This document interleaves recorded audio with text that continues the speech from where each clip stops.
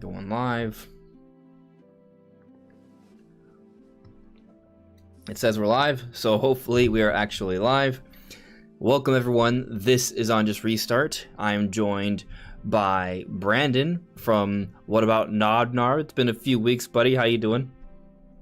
Doing good, man. Ready to be back on the podcast. It has been a few weeks. Yeah, because there were 2 weeks you couldn't make it, and then I just took a break last week just because I needed a break. So this is like, it's almost been a month, basically. Yeah, and last week was July 4th anyways, right? So... Yeah, it was 4th of July, yeah. It was definitely related to the break. And then Dumo is also here as well, another good friend of ours, back on the channel. Hey. How you doing, buddy? Good. Thanks for having me. It's always a pleasure for the both of you. But you know what I'm thinking right now is that we haven't been together to have a discussion since it's been not since E3. Like I think last time we talked was before E3 on stream, if I'm not mistaken. Yeah. Yeah. And the train, crazy. The train of information has kind of kept coming, right? Like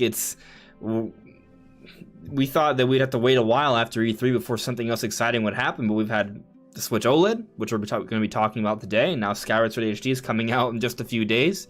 And both these things are going to be the big topics for tonight.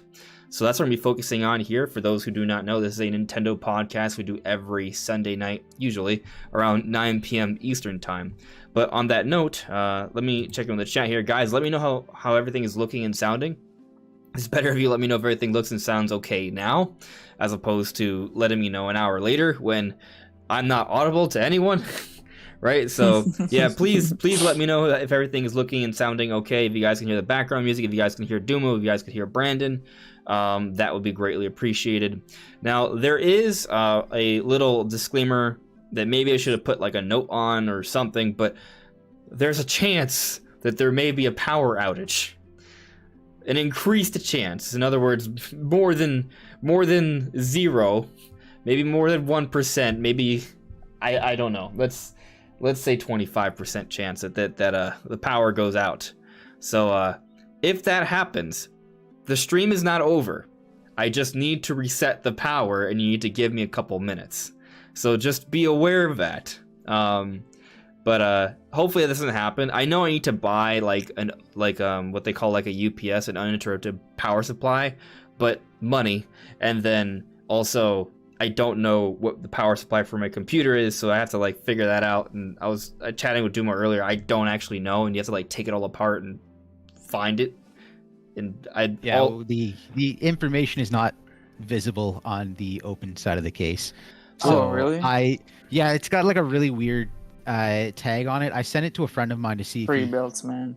Yeah, pre-built.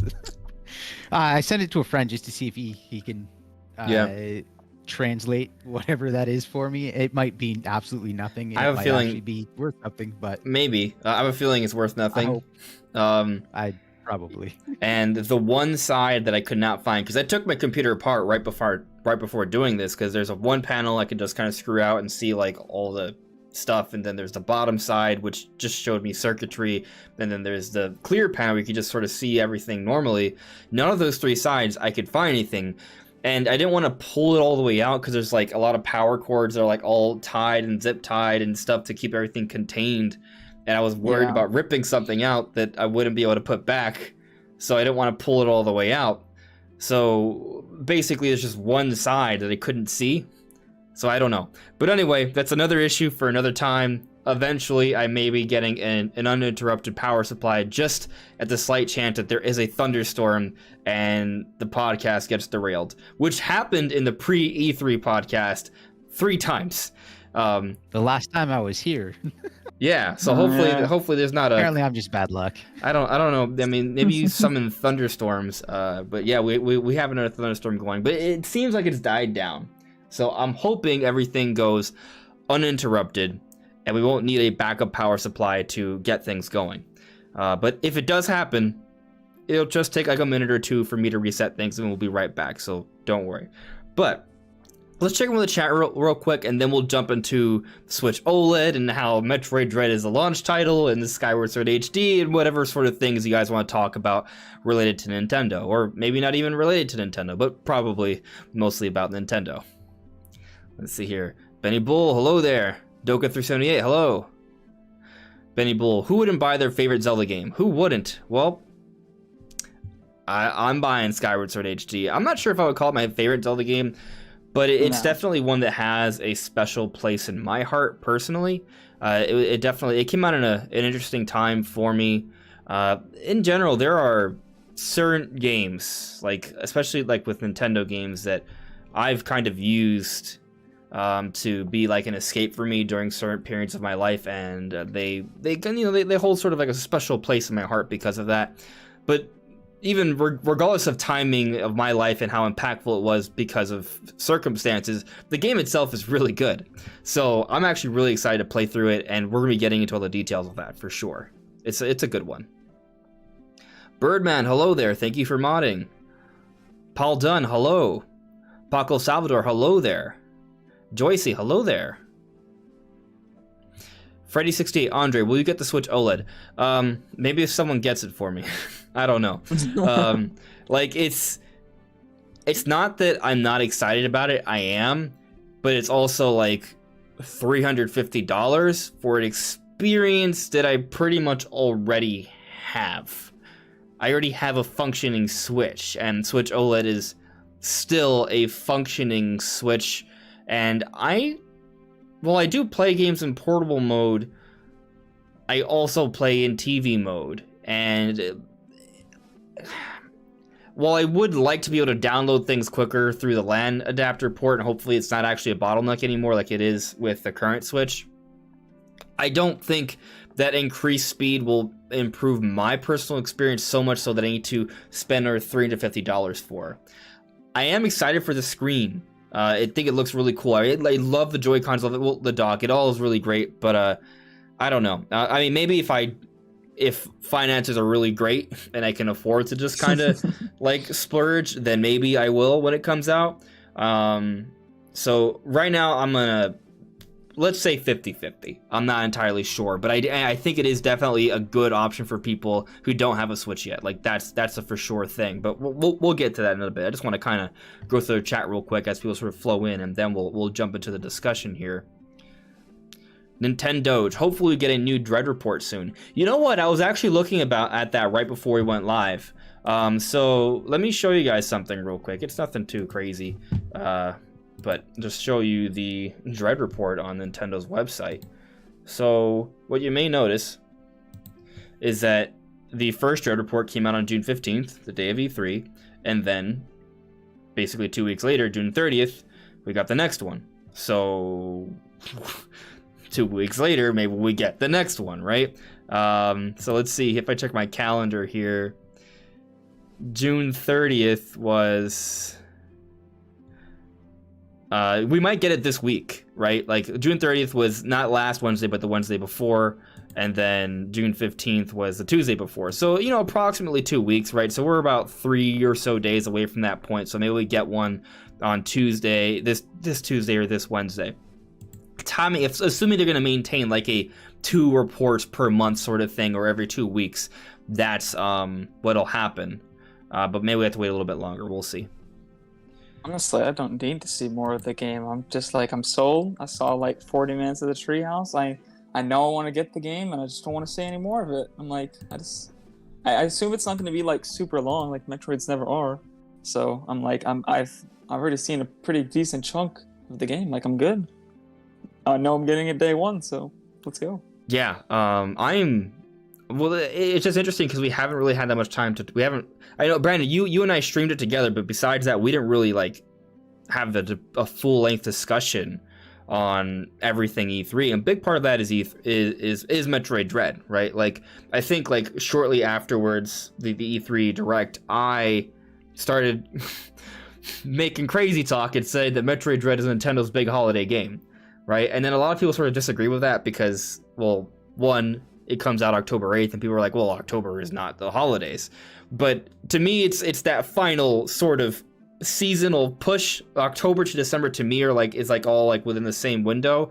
And the argument I was trying to make was that Nintendo's pushing Metroid more than they ever have before. They're giving it more of a spotlight than they ever have before. And they're still not even pushing Pokemon right now. So Metroid Dread has definitely had the push more than any other game. Like they showcased at the Treehouse in the beginning and at the end, and they had the whole developer diary with Sakamoto. And to sort of further my point, we recently got the announcement of Switch OLED, and what is the day it's coming out? October 8th, which is the same day as Metroid Dread. So Brandon, remember we talked about it like a while ago, and we were speculating, well, you know, if Breath of the Wild 2 doesn't come out this year and there is a Switch revision, what could possibly be the game that would support it? And we were like, well, it can't be Metroid. It can't be the 2D Metroid game that we don't know is real for sure yet. Like, what could it be? And you were like, no, it's probably going to be the 2D Metroid game because it's going to be awesome. Man. Now, especially with this OLED, I feel like it's like the perfect game for that OLED screen. Yeah. I mean, I guess the interesting thing is that at the time, we were thinking, oh, this is going to be a 4K system. Maybe Metroid Dread isn't like the right game for it. And I think that logic was sound, right? But the thing is, it's not a 4K system. It's something that's more of an improvement for the mobile experience, the handheld experience. And Metroid Dread is like the ultimate epitome evolution of a handheld sort of series. Granted, it started as a console thing, but you know, the Metroid Fusion, the prior one was handheld, and so was Metroid Samus Returns. I feel like my point has gone across here. It's just like it is like the ideal game to sort of showcase that system, and go on, Dumo. I think even as a 4K system, it like I was okay. 2D Metroid is one thing, but Dread looks really, really smooth. And even if they had have been doing an upscaled 4K system, they want to push. They want to push Metroid. We don't know what they have planned in full, but well, we kind of have some ideas. But they clearly want to push Metroid very hard. And if it's upscaled clean, I think even still that they probably would have pushed it no matter what at this point. But yeah, it looks so good right now. Like everything visually is very on point, and it probably also would have upscaled really, really well too. Yeah. I'd say one of the only like visual things about it that's not like top tier would be kind of the resolution's slightly. It's not terrible. It's still really good, but it's not like amazing or anything. It's so if it was running at 4K, it would look a lot better. It doesn't look bad right now, but it would look a lot better in 4K. So you know, I think my argument back in the day was sound. I'll tell you that I do love the idea of playing Metroid Dread and Pokemon Brilliant Diamond and Shining Pearl on an OLED screen. Like, because that will be what Switch OLED is. It's like the most impressive looking handheld experience you're going to get from Nintendo, right? Like that, it is the epitome of that. So if you're a big handheld gamer, then Switch OLED is probably where you should go. Because I wouldn't be surprised if, and I'm not saying I believe this is happening, right? There's a speculation that there is, but I personally am thinking maybe later. But if there is still a Switch 4K system coming out, and let's say it comes out a year from now, like November of 2022, if that happens, again, I'm not saying it will, I'm not saying I even believe it, but if it does, then it may not even be like an improvement in terms of the handheld experience at all. Like if you just care about handheld, Switch OLED might just be basically the same experience for you.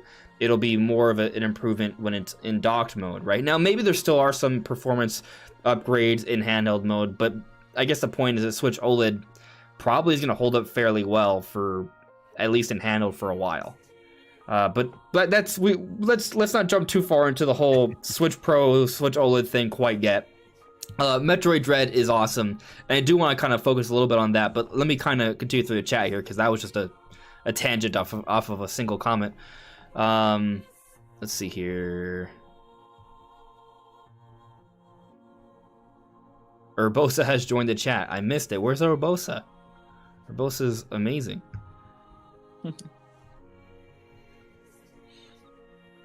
Urbosa can stop the thunderstorms. Oh, there we go. Yeah. Okay. Now I understand why Urbosa was brought up. Okay, that makes sense. Urbosa summons thunder. Birdman. Skyward Sword came out the same year as Skyrim, and I played Skyward Sword first and Skyrim on PS3. Isn't it fascinating how many times Skyrim has come out since then? And this is only the second time Skyward Sword is having a release. It's just kind of interesting when you think of it in that way. Granted, Skyrim was far more successful, was far more significant.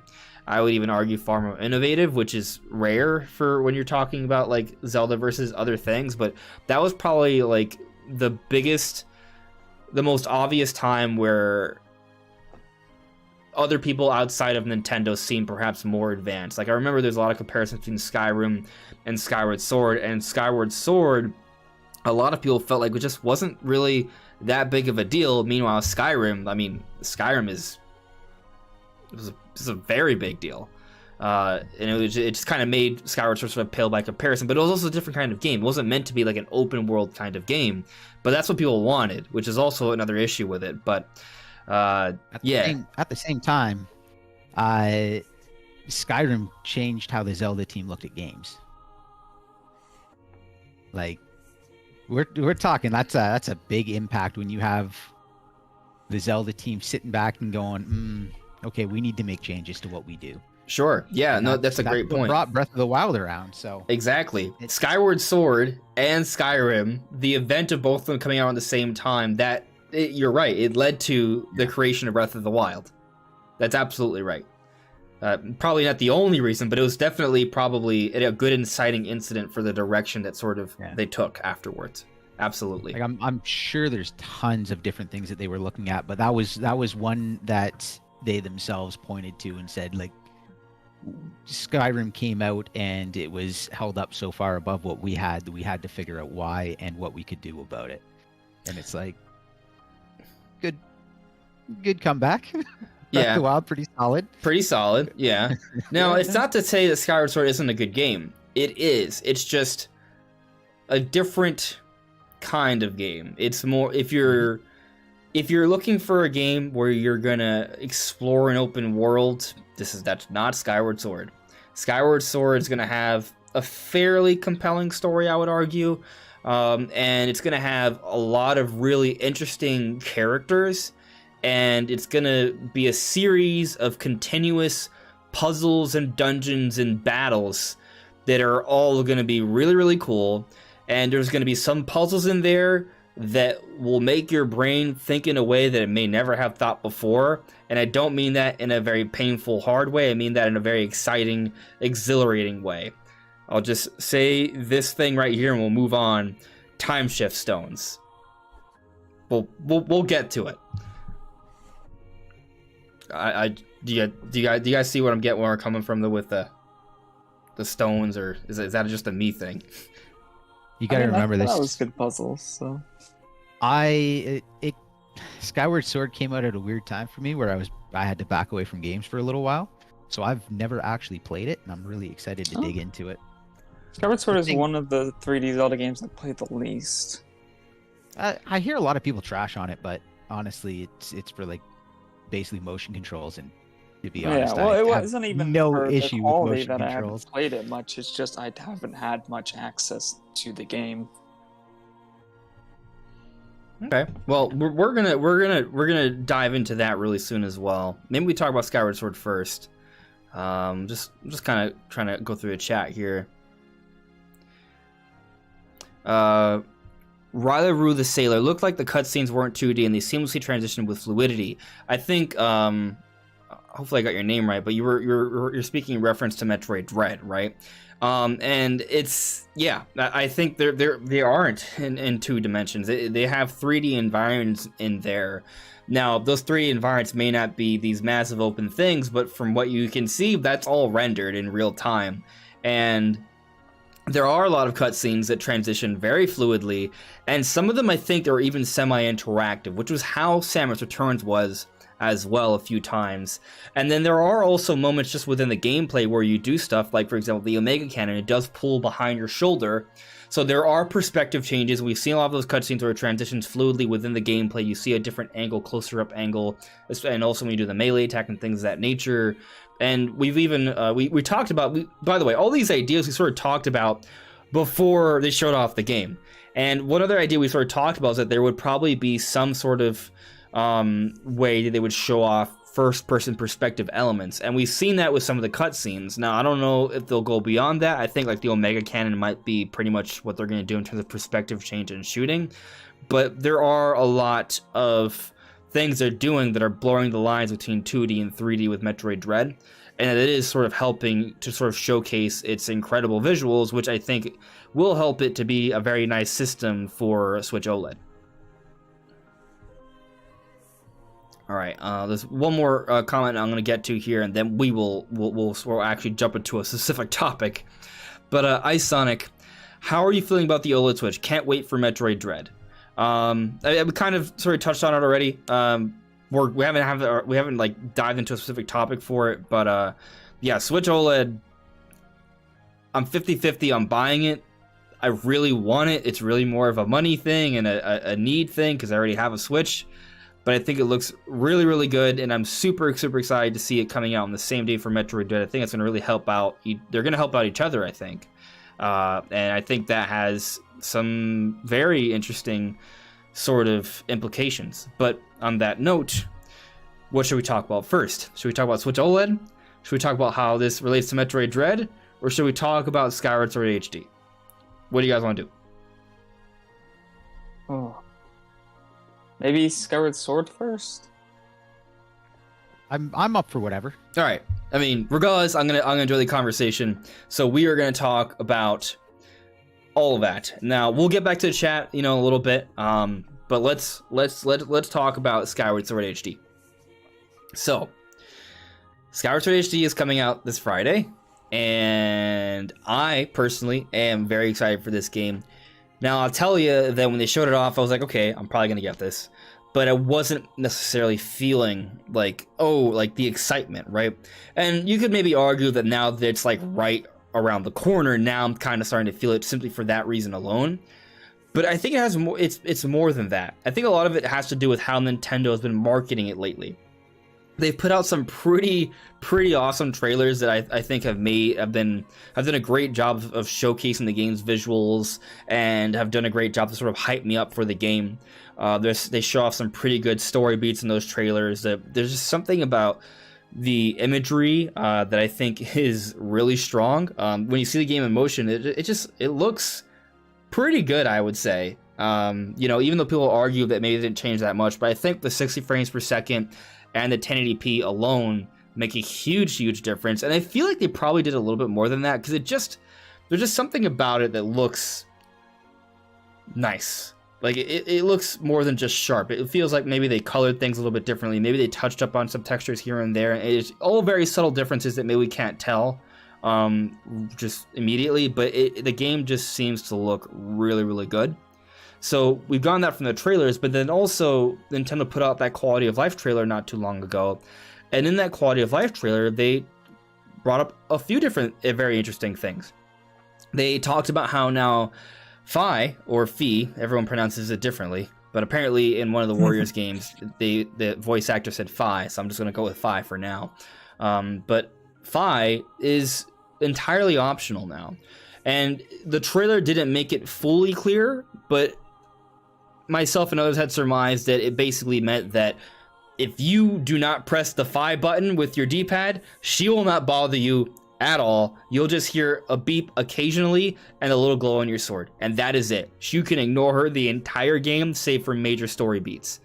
And we got confirmation of that, actually. That's exactly how it works. So that's actually a big deal because Fi in Skyward Sword was something that people sort of got a little annoyed with because she was kind of would give you advice all the time, and sometimes that advice was very useless. She would stop you and say, hey, there's like a 26% chance that there's a rock that might have something, or something random like that. Or she might be like, oh, you should start dowsing. Dowsing would be great. Master, your battery life is low. Yeah, your battery life would be low. And the thing about that one, I didn't like that one at all. Like, you could say, oh, it's a nice little thing, and it's kind of novel, but it also inherently draws you out of the game. It takes away from your immersion because it's reminding you of the real world. So that's something that I personally didn't love. And by ignoring 5, that's not really a problem anymore. So there's that. And also because of there's actual button controls, you don't have to always be putting your Wii remote down to actually sync the game, because the motions would slowly derail themselves over time. You have to constantly, not constantly, but every once in a while, place your Wii remote down and give it time to sort of like recenter itself, which is entirely weird. But anyway, there's other quality of life improvements, like for example, in previously every time you boot up the game, when you would get an item, if you hadn't gotten it during that specific like run of the game, they would show you the animation again, even though you had acquired it beforehand. That's gone now. They just detail it the first time, so that speeds things up. You can speed through text. You can skip cutscenes if you want to. There's just a lot of little things like that they've added that are gonna really improve the flow of the game, and that to me is really exciting because Skyward Sword had a lot of things like that really lengthened your experience and kind of made it a little irritating, a little annoying. The game was still good, but there was all these little annoyances about the game that, definitely overall impacted it. But with all of those things now sort of gone or mitigated, it's going to improve that flow significantly, I would say. And when I take that into consideration, along with the 60 frames per second and the button controls and the HD visuals and the fact that it's been 10 years basically since I've played the game, and now it's on Switch, so I can play it docked or in handheld mode, that all together to me is really exciting.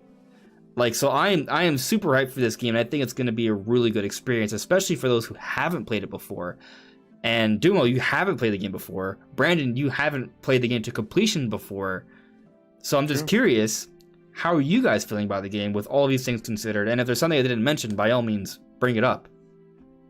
They actually are still announcing quality of life changes. That just today, they tweeted out another one, saying that many of the intro cutscenes in the game, or the intro dialogue where characters will just talk to you. Specifically, they showed one where they were telling you how to dash up walls and things like that. Mm-hmm. And they showed off that they kind of cut down on the dialogue, along with being able to easily skip through text. Now they don't repeat themselves all the time. So if they tell you how to do something, they will only tell you once, instead of being like, oh, good job, let me go over that again, even though you just did it and we just told you how to do it and you just showed that you know how to do it. So yeah, they're still coming out with stuff. So yeah. We over between now and release, there might still be a couple things. And in I think Twilight Princess, there were several things that they didn't even outright say. So there might be even more, just little things here and there, shaved off some nice quality improvements. Yeah, no, I actually just looked now. You're right. There is this little trailer here that they put up on Twitter that just says that they actually worked on the opening hours of the game, and that is actually a common criticism for Skyward Sword. I actually tried to replay Skyward Sword a couple years ago, maybe 3 years ago, 2 to 3 years ago, and I started the beginning and I stopped because it just was a little much for me for the beginning. I felt like it was kind of slow paced. So to hear that they've done things to sort of speed that up a little bit, make it not as sort of frustrating to get through. Maybe frustrating is a strong sort of negative word, but there were things that slowed down your progress if you already knew what to do. Exactly. So to hear that they've done even more than what they've sort of let on initially is exciting, and it does imply that there could even be more that we see afterwards.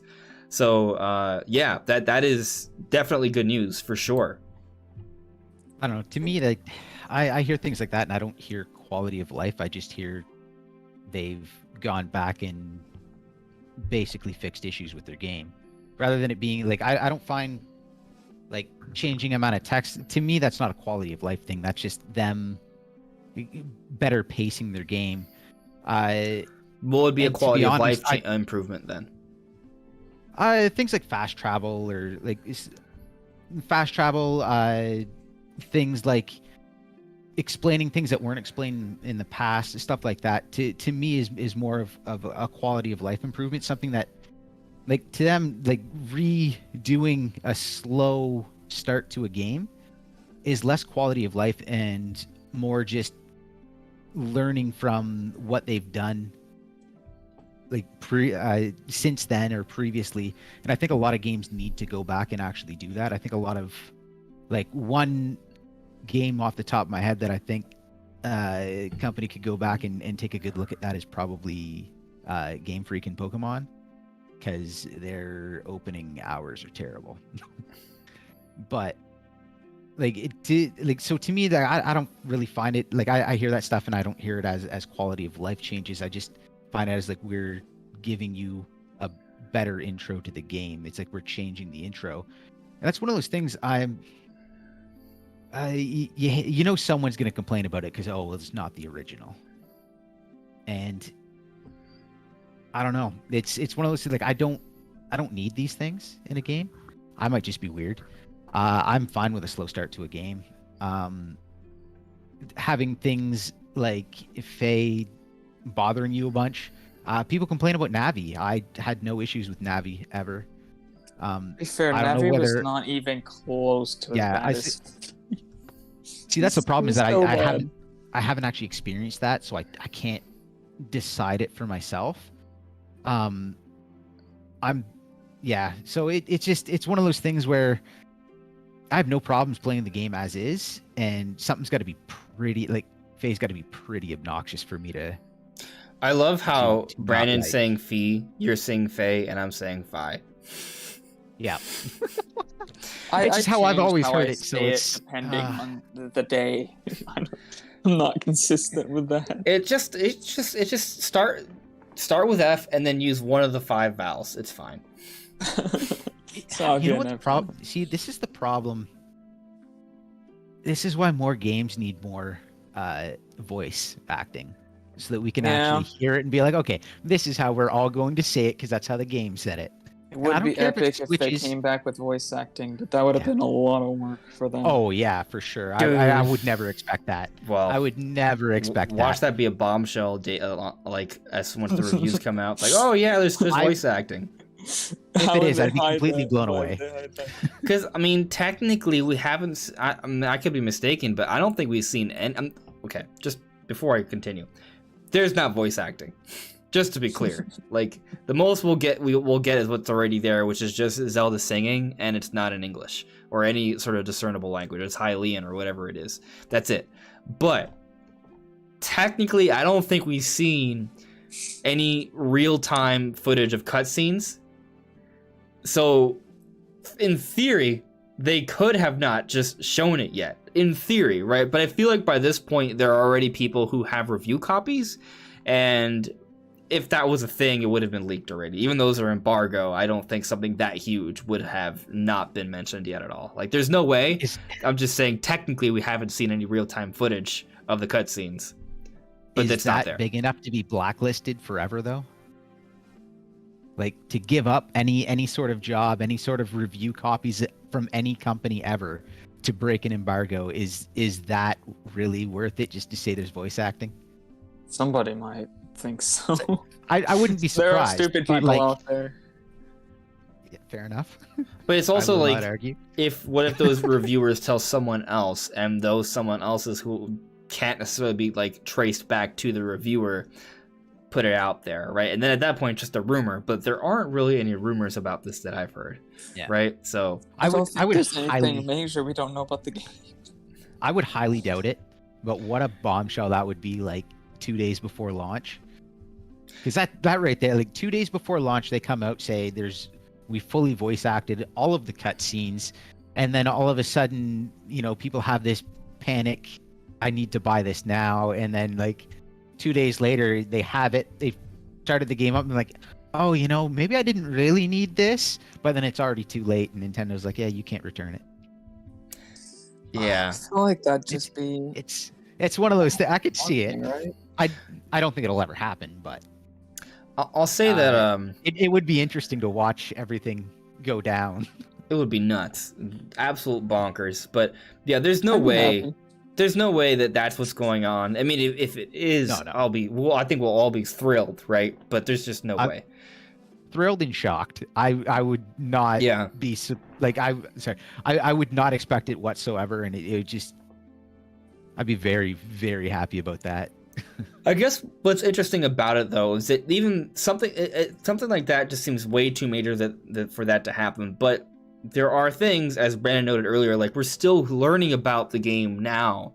There are still things about it that we did not know, and they are slowly sort of educating us on the game. Now, it's already a game that exists, and it's pretty much just been quality of life improvements, but there could be more, right? So, you know, there could be other little things that they've done to just sort of speed up the gameplay, make it more fluid, make it more, perhaps less distracting, more of an immersive experience. Subtle things, like improving the flow of the tutorials, right? Making it so Fi doesn't tell you about your batteries when that's not at all needed. Things like that, I think, you know, are going to go a long way towards improving this game, because those are the things that sort of held it back. Now, are there other things about Skyward Sword that I wish were different? Yeah, I would have loved for there to be voice acting. Like, that would make a big difference. I would love for hero mode to be available from the beginning. That's one of those things that might still be announced, right? Or shown off. I feel like it should. Yeah. I think they did that for Twilight Princess, didn't they? They did it for Twilight Princess, I think. They did it for a couple different things. Did they do it for here? I think they might have done it for Wind Waker as well. That one seems like a decent bet to happen. Wind Waker as well. But it hasn't been confirmed yet, so that, you know, that's just something else there that I would like to see. And then the other one, it's just the way the game is. Like, when you play the game, jumping from the sky to the ground, it wasn't like a seamless transition. It never became opened up to be like a continuous world. It was just sections that you had to go from one loading screen to another. Now, maybe the loading's way faster, right? There's far less of a transition there, and that smooths things up a bit, but that just kind of goes back to the overall what the game is. Like, you can't. That's something you can really change. You'd have to fundamentally change the entire design of the game. Because otherwise, you could just fly down and just break the whole entire sequence of the game. I think they could pull it off if they had a good enough SSD and redesign the drops. Because really, all it would take, because if you can load a world in fast enough, all you have to do is just have a cutscene for that drop area, and then just have the screen go black for like a half second.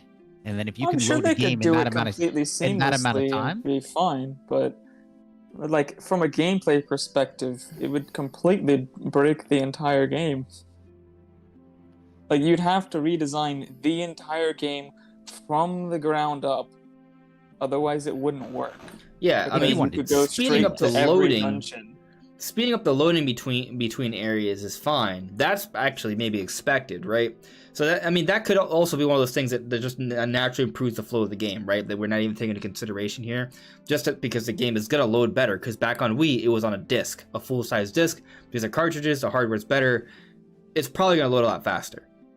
And but to me, that's a nice quality of life change. But that's hardware, not the game design itself. Sure. Yeah. Yeah. I mean, what we're sort of getting at though is that there was like a desire that you could just sort of like imagine just taking your Loftwing and just flying straight to the ground, right, without any sort of stop, and then you could go from one province of Hyrule on the surface and go to the other. There wasn't any of that. Like, they were all separate provinces. You had to get to one province from the ground, you would have to fly up and go back down. Like, they were just separate areas entirely, and the sky connected them all, which is weird. The sky is basically like the hub area, right? It's just the way it's designed, though. It's just like above everything else, and everything else at the bottom. Yeah, you would have to change the way the game is structured entirely. I mean, really, what we're hoping for is that's what Breath of the Wild 2 accomplishes, right? It gives us what Skyward Sword sort of teased. This big, continuous world, but not just on the surface, but on the sky as well, and maybe other areas, like underground and underwater. But, like, that's kind of, you know, that's something we're probably going to talk about a little bit, though, like what this all suggests for Breath of the Wild 2, but... Was that actually a thing when Skyward Sword was coming out, that people thought it was going to be open world? I'm not saying that people Don't thought it know. would be open world, but people wanted it to be open world. That's the difference. See, my issue with that is it was on the Wii. Look at Xenoblade. I'm just saying. Yeah. It's on the Wii from a company that hasn't done that before, or not a company, from a studio that hadn't done that before. Like, And maybe open world is not even what people expected. They just expected it to be more connected. Like, for example, in Twilight Princess, there are provinces, but you go from one to the other, and they're all interconnected, right? In Skyward Sword, they are big separate areas that slowly expand, but in order to get to one from the other, even though they're right next to each other on the map, you have to go up, fly through, go to the other whole portal, and go through that one. It's multiple loading screens just to get there, from what I remember, and that's a little different. Maybe there were some shortcuts. I can't think of any. If anyone in the chat remembers it, please let me know. But it was a little different. The game was more linear than other Zelda games. It's a very, very linear Zelda game. So it's just not the same. They were going for a very linear, like very well told story, and you, as great as open world games are, you lose out on your ability to tell a very scripted story. Yeah. Yeah. That is, you can tell a very interesting story from an open world, but it changes how you tell your story. Like, you cannot script it. It has to basically be a story of parts that you piece together on your own, which works well for a game and it's interesting, but you can't do that smooth narrative. Let me ask you something then, right? Just like for open world games and stories, like, why can't, I mean, let's just use Breath of the Wild as an example, because they didn't have a nice linear story. It was all segmented. I think that's what impacted the enjoyment for a lot of people.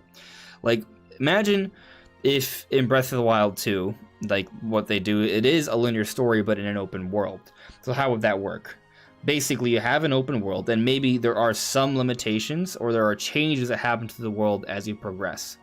But for example, let's say if you were to go to the castle, nothing necessarily happens because you can't get there yet, right? But after a certain point, you do a few different dungeons, then you have more powers that allow you to go to the castle, and then a story beat occurs, right? Like, basically, like, why can't it be that when you go to a certain point, that story beat doesn't occur until you've accomplished something else? And that's all you really need to do. Like, you can still have like a linear story, but that story segment doesn't happen in that particular area until you've done all the things beforehand, all the prerequisites. The reason that doesn't work in an open world is that it can, like, a big part of telling your narrative is your pacing of it, and your pacing is completely screwed if someone goes left instead of right, and then they just keep going left, and they don't come back to it for another 30 hours. You can't pace a story properly in that way, and that's kind of the killer.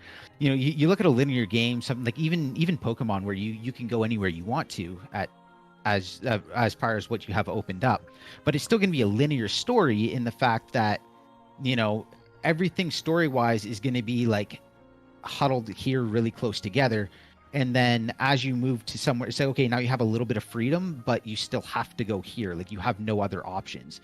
So, like Pokemon, you're on a string. You can either go forward or you can go backwards down that line, but you have to go in the way they want you to. If you actually open it up, you can't really pace a story like that, because at any point in time they can leave, and like, again, you look at like a Pokemon, you have all sorts of options to you, but when you leave, you only have so much to go explore. Whereas if you give Breath of the Wild with that entire world, you can explore that for 600 hours. There's no reason you can't. So how do you keep any sort of pacing and make them have to come back to the story? You just don't. And in doing so, you're also removing part of what makes the open world so special is, you can do anything, get as much as you want. A big part of Breath of the Wild's open story was you can get off the plateau and just go fight Ganon. Like, you can just go end it, or you can do the work. You can do as many of the beasts as you want, which will make your final battle easier, but you still have that option. you can just completely skip parts of the stories, and that's a major selling point in open world games. Whereas to me, I would say if you were going to try to force a very specific narrative, just don't make it open world. You can make an open hub. Make it You like know, like- Xenoblade style. Yeah, like Xenoblade Big is open areas. but you just have to wonderful, go linear. wonderful. Yeah, Xenoblade is a great example of that. Xenoblade does such a good job of it. But yeah, I get what you mean. So what like, you're suggesting is inherently, that there you are either parts you have just to can't go limit- to until you get to further into the story. Yeah, otherwise you just Yeah. again, like your pace is gone. Like, okay, so I do this story and it's like, okay, you look in Pokemon, okay, you do this part of the story, and then your option is go back and just redo what you've already done and just keep plugging away at that, trying to get stuff done, or do the next part of the story and move forward. But if you go back, So there's are only you so much saying, like, time you say can for put into it. example, Versus okay, with Breath of the Wild, once you hit a certain stage of the story, you know, it's like, okay, well, you can either progress to the next step or go do something else. Well, what if that something else is you've decided to go do 900 Koroks? Your pacing is like you have no pacing in your story, and your story is just not like you can't tell a good story like that. That's why like a fragmented story where it like something I find works really well with open world games is like a story where they hint at things and make you like imagine to fill in the gaps a little bit. A lot like I know people didn't like there was people that didn't like Breath of the Wild story, but that's because it wasn't a linear, well planned, scripted story. But what they did for the open world, I thought it was really, really well done. I mean, I liked what I saw for Breath of the Wild story. I just think it was I didn't like as much as Skyward Sword story. You know, that kind of comes to the territory, I suppose. My biggest gripe with Breath of the Wild is just the final boss. Like that's pretty much it. But you know, like what if they still did like a similar sort of structure, but there were flashbacks that, and the final boss wasn't like a Calamity Ganon, but say Ganondorf instead, right? And there were flashbacks that told you more of like this rivalry between Link and Ganondorf and how he impacted things, and that sort of tells you more of the story of him, and there's this history there, and then at the end of the game, once you know the context of that rivalry, that battle, and what you're fighting for, it adds more significance to it, you know? Like, that could still be there. Like, you can still, okay, so I guess what I would like to see is just more emphasis on characters. Like, I guess there weren't enough characters. Like, what if they had side quests that have their own cutscenes? Like, what if there was some kind of Majora's Mask like side quests in, you know, Breath of the Wild 2, you know? And also just focus on some characters and still have it mostly open, and it's fine. Maybe it's not flashbacks. I don't know. There's a lot of different. It kind of maybe they have something that's instead of flashbacks, it is just like relatively in time. But I guess the different like story beats aren't necessarily there. There's not an order to them, right? Like maybe you have a story beat that's related to what you do in the desert versus a story beat that's related to what you do in the sky, and they both are important, but the timing of when they happen doesn't necessarily matter. You see, again, that's like you can't tell a very scripted, very well thought out narrative like that. It's not that you can't do something interesting. I would have loved to have had longer, more in-depth storyline on the champions. Would have loved it. That would I would. There was a lot of things in the game that I would have loved to have seen more story on. They could have done more on, and I would love for them to in Breath of the Wild 2 to actually tell those stories. Like, how much do we actually know about Cass? Like that's an interesting character. What did they give us for Beetle? What did they give us for the champions, the old champions, the new champions? A lot of this stuff, like but again, it's the purpose of doing open world is to discover. So you're not telling a specific drawn out like a timed out, properly done narrative. You're doing a game where the narrative is discovered, just like everything else in the world. You want to discover. You want to have points of interest that when you go there, interesting things happen. It's not just, you know, a pretty view. And they could definitely do more of those. but it's just you can't really pace a story the same way as you can with a more linear game. It just doesn't work as well. Sure. So I guess what they do is, again, they focus more on the characters and the environment and the context of things, but maybe like that sort of dramatic, sort of linear narrative, that's harder to accomplish, I guess. Yeah. And again, I don't know. it's Maybe not there's like, a way to do it. It's not like an open world game can't tell a very compelling story, because they can. They can tell a fantastic, really, really compelling story, but it just, the pacing of it's a very different way of writing. Let's just put it that way. The writing is very different, and I feel like the person writing it has to have some experience with it. If it's, it's like the first time you jump to a 3D game from going from 2D to 3D, or the first time you make an open world game. It's a very different situation. It's something very different that people get wrong very easily. Like it's not that it's crazy hard to get right. It's that it's really hard to get wrong. It's really easy to get wrong. Normal stories, you go from one place to another in a linear fashion. Your character goes here, thing happens, he goes here. But in open world, you can go where you want. So you need to disconnect your story from the timing of when the character goes some places. Because a lot of stories, it's very critical about when you go to a certain location and how that impacts the story. So it's kind of difficult and very different to pull those two apart and have it be more context of where you are than when you got there. So here's an idea. Okay. So in the beginning, supposedly the beginning, you get separated from Zelda in Breath of the Wild 2, right? What if your main goal is to recapture the Master Sword and rebuild the Triforce? Okay, and let's say the Triforce is split into 7 different pieces, and there's 7 major dungeons you have to do. Those 7 major dungeons are located in different parts of the land, sky, ground, wherever they are, right? And in those areas, there's a lot of compelling characters with their own individual side quests that are all really interesting. And there's no like main story beats when you do all of that. It's just all, kind of how Breath of the Wild was, but maybe with a little bit more personality, a little bit more going on.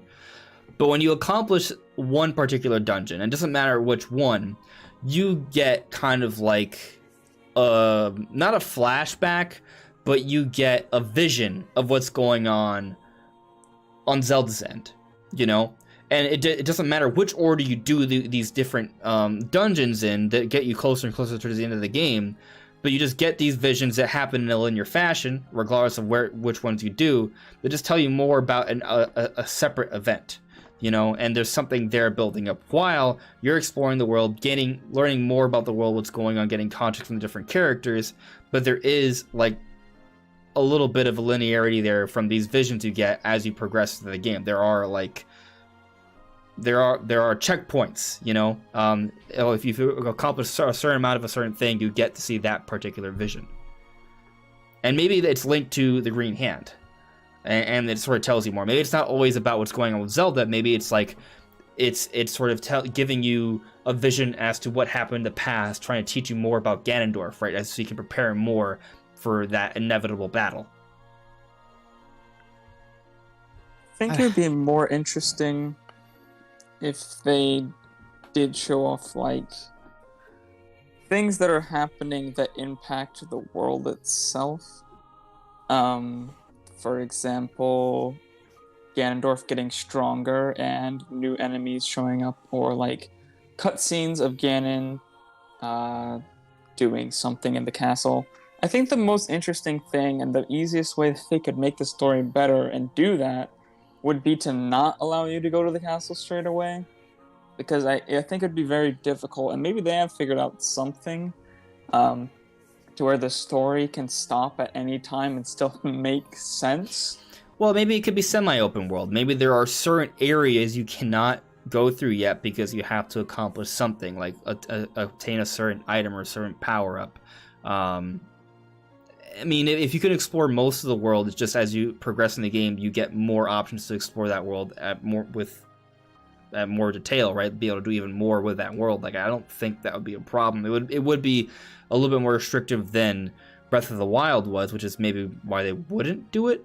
But I guess maybe the direction they would want to take is it may start off more linear than Breath of the Wild, but as you progress through the game, it opens up more and more and more, and the end result is a world that's even more open than Breath of the Wild.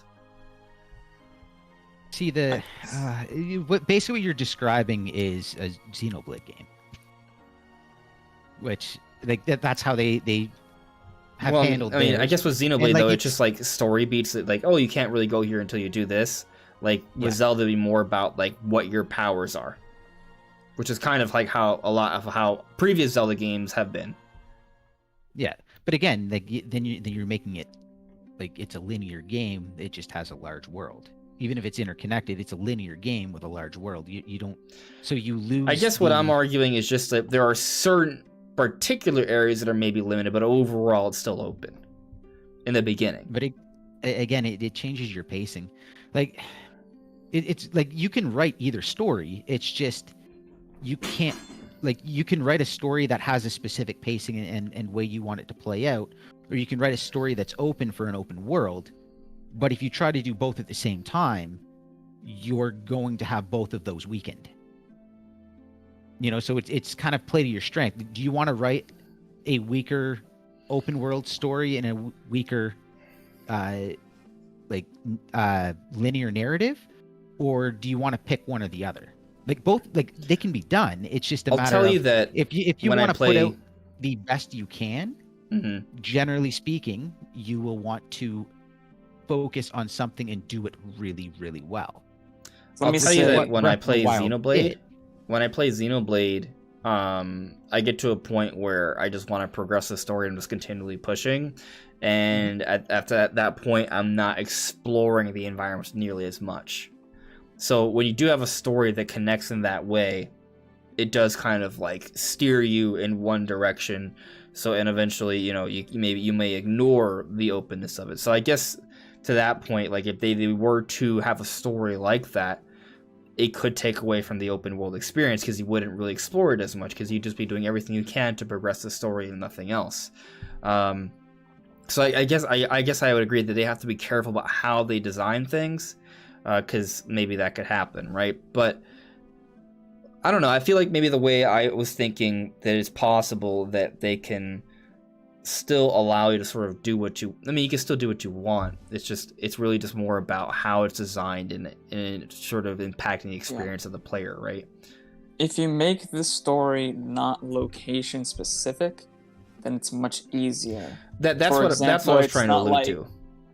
Yeah, that's what I'm saying. Like, if you don't go to Forest Temple and story beats happen at Forest Temple location, story beats happen elsewhere in the world, just in general, like at Hyrule Castle or something like that. So, yeah, that would be easier and possible to do with a fully open world.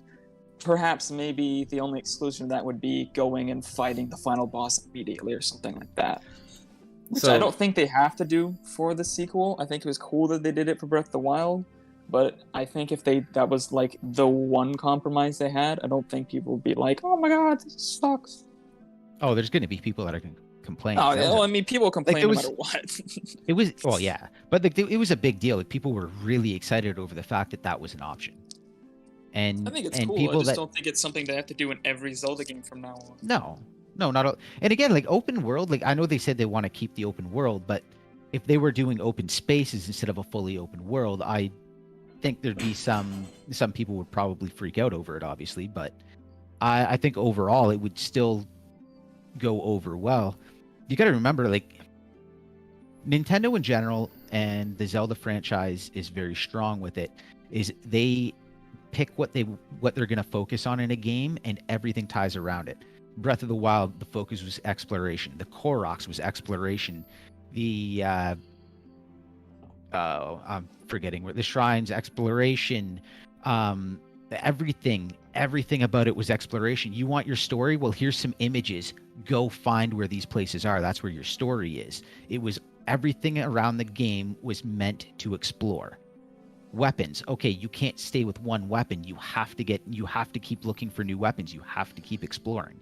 The entire game was built around exploring. They're not going to do that every single time. Yeah. They can't. I hear what you're saying. Or it's just the same thing. So they don't have to do a fully open world, which again might mean that they go back to like an open space. They do more of like a Xenoblade game, like what you were talking about. It's not that they can't do it. It's just if they're going to go full open world, you either go full open world or you don't. And just because they're keeping with open spaces, like they can keep open spaces, they don't have to do a 100% fully open, you get 20 minutes into the game, you can go anywhere in the world you want. So they can still push a good narrative. It just changes what people are thinking about it. Yeah. And so I wouldn't complain about that whatsoever. I would love that. I would love to do exploration games. I'd love to do like narrative games. Like I just give me a quality game and I'm gonna be there. It just they are gonna have to pick what they want and they're gonna have to go with it. Yeah, I hear what you're saying. Go on, Brandon. One thing that I think with the Breath of the Wild formula as it is, that would help a lot in terms of story isn't even just like typical story. It's how the environment and the people in the environment react to what's going on. Because in Breath of the Wild, they do not give a single crap about anything that is happening. They act like everything is fine. There's no weight to anything. They're just living their lives like it's all good. And there's no weight to that. There's no impact. You don't go up to characters. It's not like Majora's Mask had the best of like almost any game I've ever played. It was so good. Like every character felt the impact of what was happening in the world. And you could go up to characters and you could feel their fear, and some of them you could see their cockiness. They're all, this isn't, who cares about the moon? There was a weight, an immersiveness to how the characters responded to what was happening. And it would be nice, as the story goes on, the characters' dialogues kind of change, and they get more and more frightened. You can get more and more side quests that pop up. Say like you do a dungeon, you see a cutscene, gets stronger. There's a little cutscene where like you can see some visual effects going off a Hyrule Castle that kind of freaks everybody out. Maybe some stronger monsters are there now, because they already did that in Breath of the Wild, where like stronger monsters appear as you progress through the game. So now there's more side quests. People are frightened. There's more of a weight, and there's that dialogue happening with characters are actually reacting to the world it going on as the world gets worse and worse, instead of just being like, this is it, fiddly dum, doodly hey, everything's great. There's nothing happening right now. Again, it's not imminently returning to destroy us all again. It's all good. So and the side quests, it's another way to tell a more fractured story. So like you can go someplace and do a bunch of side quests there and help a ton of people and change, like say a village that's getting beat down, to do a bunch of side quests, and suddenly they're like everyone's more like everyone's happier, doing better. They're in less danger. You can do things like that, and it's another way to build a world, but it's not a linear narrative. Right. And again, it's interesting. It's kind of where I was going with, where like I would like more of those stories. I would really, really like more of those stories. But it's not the linear progression that's like a Skyward Sword was, and it's hard to tell a Skyward Sword-esque story with an open world, because you have two things competing against each other. Exactly, yeah. I totally agree. I'm just saying, like, I don't think they need to tell a linear story to improve upon the story of Breath of the Wild. Like, there's a bunch of ways that they can keep that formula, improve on the story without doing a linear story. Because you're right, you're completely 100% right. Like, a linear story with the way Breath of the Wild works, it just... There's no real good way that you could do that. Like, it's just not gonna work. Like, yeah. I totally agree with you. I guess... This is what I'm sort of thinking in terms of maybe how we're kind of like just hearing you guys out, right? Like, so I feel like So let's say there's like 10 like major dungeons throughout Breath of the Wild 2 in different locations. You know, regardless of what the reason is, you have to go to that particular major dungeon, you know, be it restoring the Master Sword, Triforce shards, or what have you, or just repelling the darkness, building a rainbow bridge, whatever it is. Some sort of like silly, sort of Zelda-ish sort of reason to have to get something from that dungeon, right? They do that, like you're forced to do these dungeons unlike Breath of the Wild, because maybe they do take away somewhat from the linearity this time around, where you can't just go straight to the end this time around. Like maybe that is something that changes, or maybe it isn't. But regardless, if you want to get more of the story, and to make it easier to get to the end at least, right, you have to do these 10 major dungeons, and maybe you can kind of do them out of order for the most part. And maybe there still is like a special Zelda item in some of them, and there perhaps is some linearity to that to some extent in terms of how they explore dungeons. Like that's a possibility. But overall, what I'm trying to get at here is what Brandon was also talking about. When you beat a certain amount of dungeons, a certain story beat occurs, be it a vision of what's going on with Zelda, a flashback to the Green Hand telling about the history, or it's just Ganondorf getting stronger, right? Actually, I saw Game Over Jesse put out a chat, which was kind of funny. I thought of the same thing. What's up, Game Over Jesse?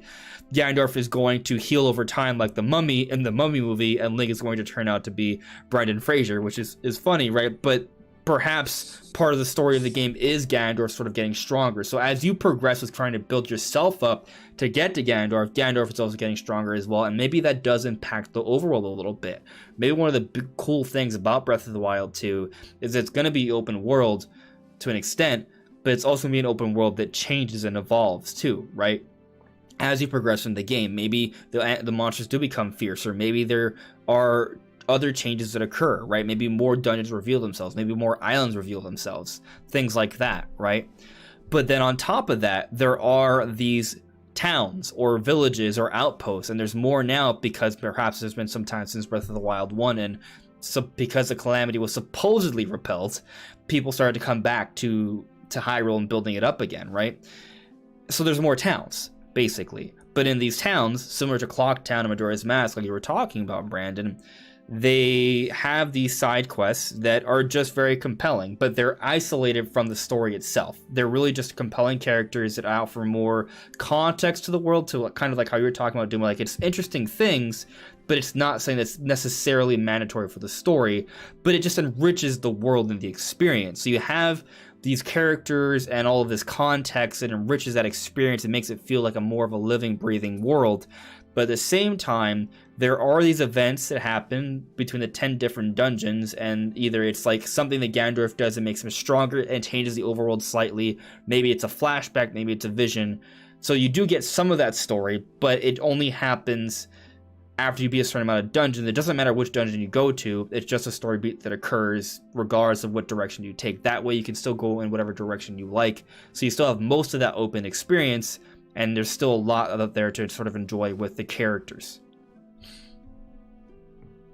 Yeah, I think there's gotta be a balance, because you can't have both linear Xenoblade style story and the fully open world. So I think that's something.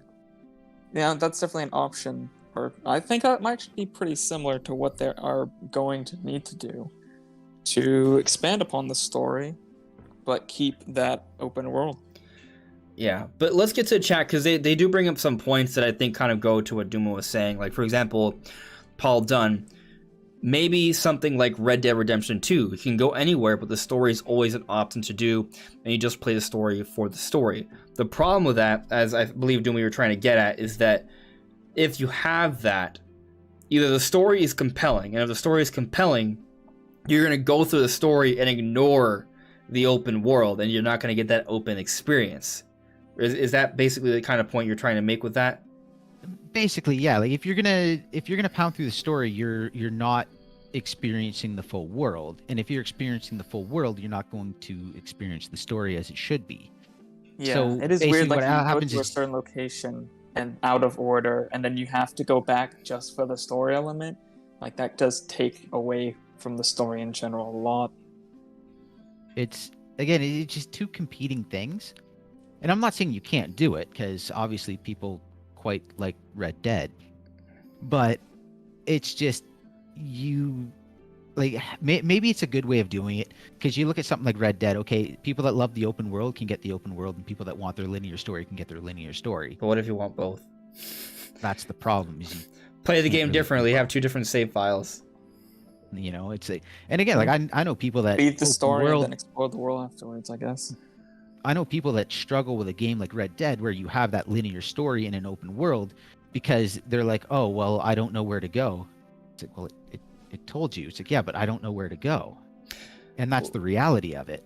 Well, here's an idea. You still have those issues. Whereas like Breath of the Wild was an open world, but it's like you didn't, like, again, you could just go to the final boss and you're done.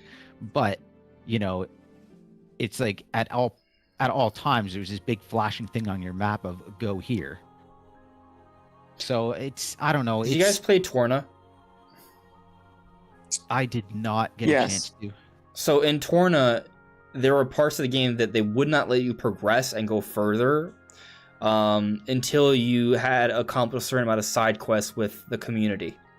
So in theory, they could limit some progress of the story until you've maybe rebuilt a certain amount of civilization or beaten a certain amount of dungeons, right? Now, the issue with that is if it's a location-based story, that becomes a little bit of a problem in terms of the open exploration, right? Because then you can't really go to that point.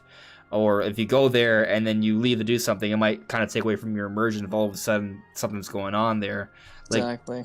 that can create some complications, but I don't know. I feel like what we just sort of talked about like doing things out of order, and when you do them out of order, regardless of which order you do it, and once you accomplish a certain amount, you get a story beat, right? But then the rest of the world with the side quests and the characters is just enriching enough on its own that that's interesting in conjunction with a story that does happen, but it happens, but not necessarily dependent upon where you are, but just how much you've done. And I think that can maybe work out. And I think that can be something compelling. But there's a few different chats I want to get to here. Robert Salazar actually provided a super chat. Thank you very much, Robert.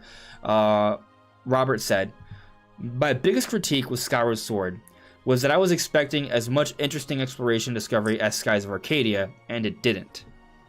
So I didn't get to play Skies of Arcadia. Have either of you guys played Skies of Arcadia? I haven't. No, but it does kind of tie to what we were talking about earlier, though, just in the sense that there were people who wanted a little bit more openness to it. And I remember when I played Skyward Sword, I had this hope that as I played the game, it would open up a little bit more and I'd be able to sort of travel more seamlessly between the provinces. Granted, I was also younger, so maybe, my perception of what made sense wasn't as logical as it was then as it is now, but still, like, I wasn't that young, but anyway, point is that, like, there was a desire I had for that to open up a little bit more, and I don't think I was the only one. There were a lot of people who kind of felt that way.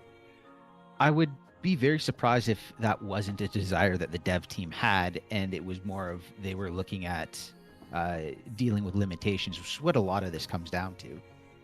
So I wouldn't be surprised if that, like, having that more, like, seamless exploration, I wouldn't be surprised if that's something that they wanted to do and they just couldn't, due to the Wii and what they had available to them for resources. So yeah, I mean, certainly there were decisions made, right? Like, if they prioritize an open world, sure, but they would have had to design certain things differently, right? Like, maybe if they had it, maybe it was easier to go between one province and another, they wouldn't be able to design the visuals in the way they would have done, or maybe they wouldn't have been able to design the structure in the way they have done, because in Skyward Sword, the way it's structured, you go into a province and the area leading up to a dungeon is like a dungeon in and of itself. The world is very carefully crafted. It's kind of like you could argue it's a con of the game, but it's also sort of a pro of the game. Everything's carefully crafted. There's a lot of interesting puzzles leading up to a dungeon, and then the dungeon itself is a dungeon. Just getting to the dungeon is a puzzle in of itself. Right, and that's something I really loved about the game. It was a constant sort of puzzle, and not like a strenuous puzzle, like moving around like Rubik's Cube, right? But just looking at the world, examining and figuring out what to do next. And that was kind of the charm of the game at the same time. So, you know, it's a different experience, right? Don't expect Breath of the Wild, but you are going to get a lot more of the Zelda story with this, and there are still some Zelda elements in there, like the dungeons and such. Like, if you really like the shrines, you're going to get a lot of puzzles in Skyward Sword that I think will be appreciated. And yeah, like Zelda has been linear for a very long time, and there was definitely people who were put off by the open world in Breath of the Wild who wanted more of the linear aspects of it. Obviously, it was like the game was so good that it was not an overwhelming thing happening. But there were people that made the comments. It's like, I loved Breath of the Wild, but it wasn't quite the Zelda that I love. And, I have heard people say Breath of the Wild's a great game, but it's a bad Zelda game. Yeah, and it's like stop. But you know, I can see their point. Like, it is very different from what they've been doing for a long time. And part of that also comes down to the story.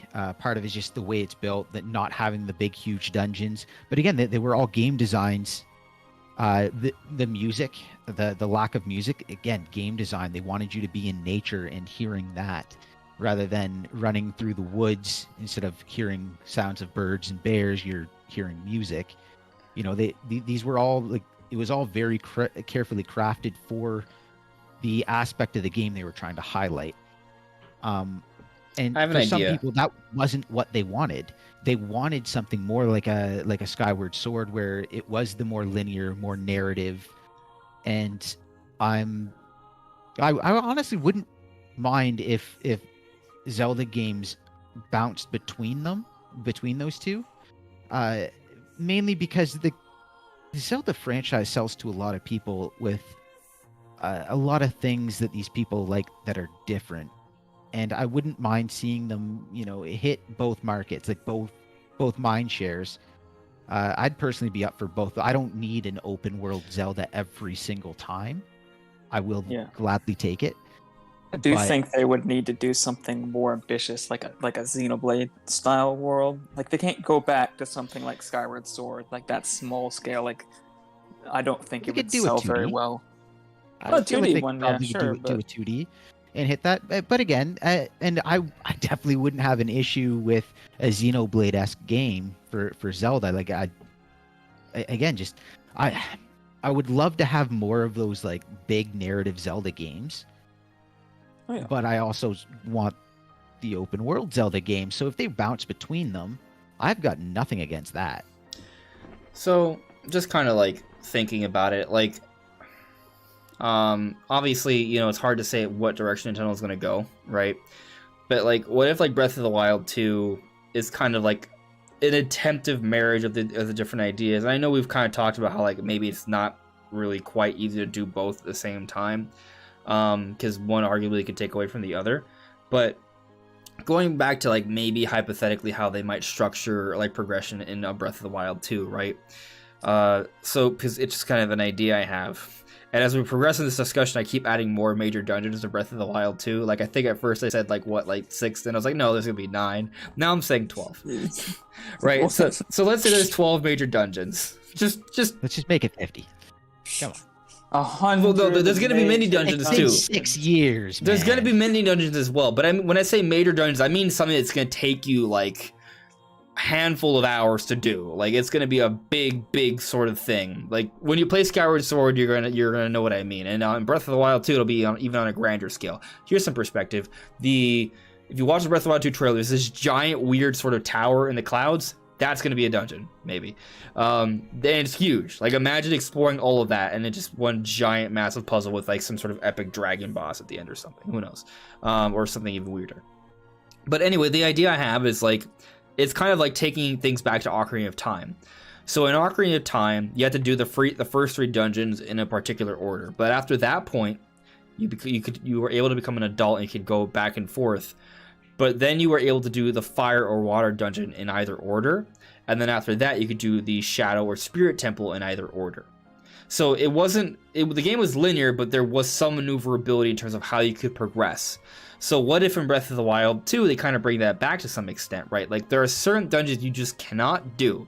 Why do they do that? Because maybe they're bringing back items. We saw like that the shield has like this dragon head thing that blows fire. What if that's like a sign of the return of traditional items inside traditional style dungeons, right? There's still a big openness to everything, so it still has that open air feel. And there's a number of ways you can go about exploring these environments, but there are some limitations.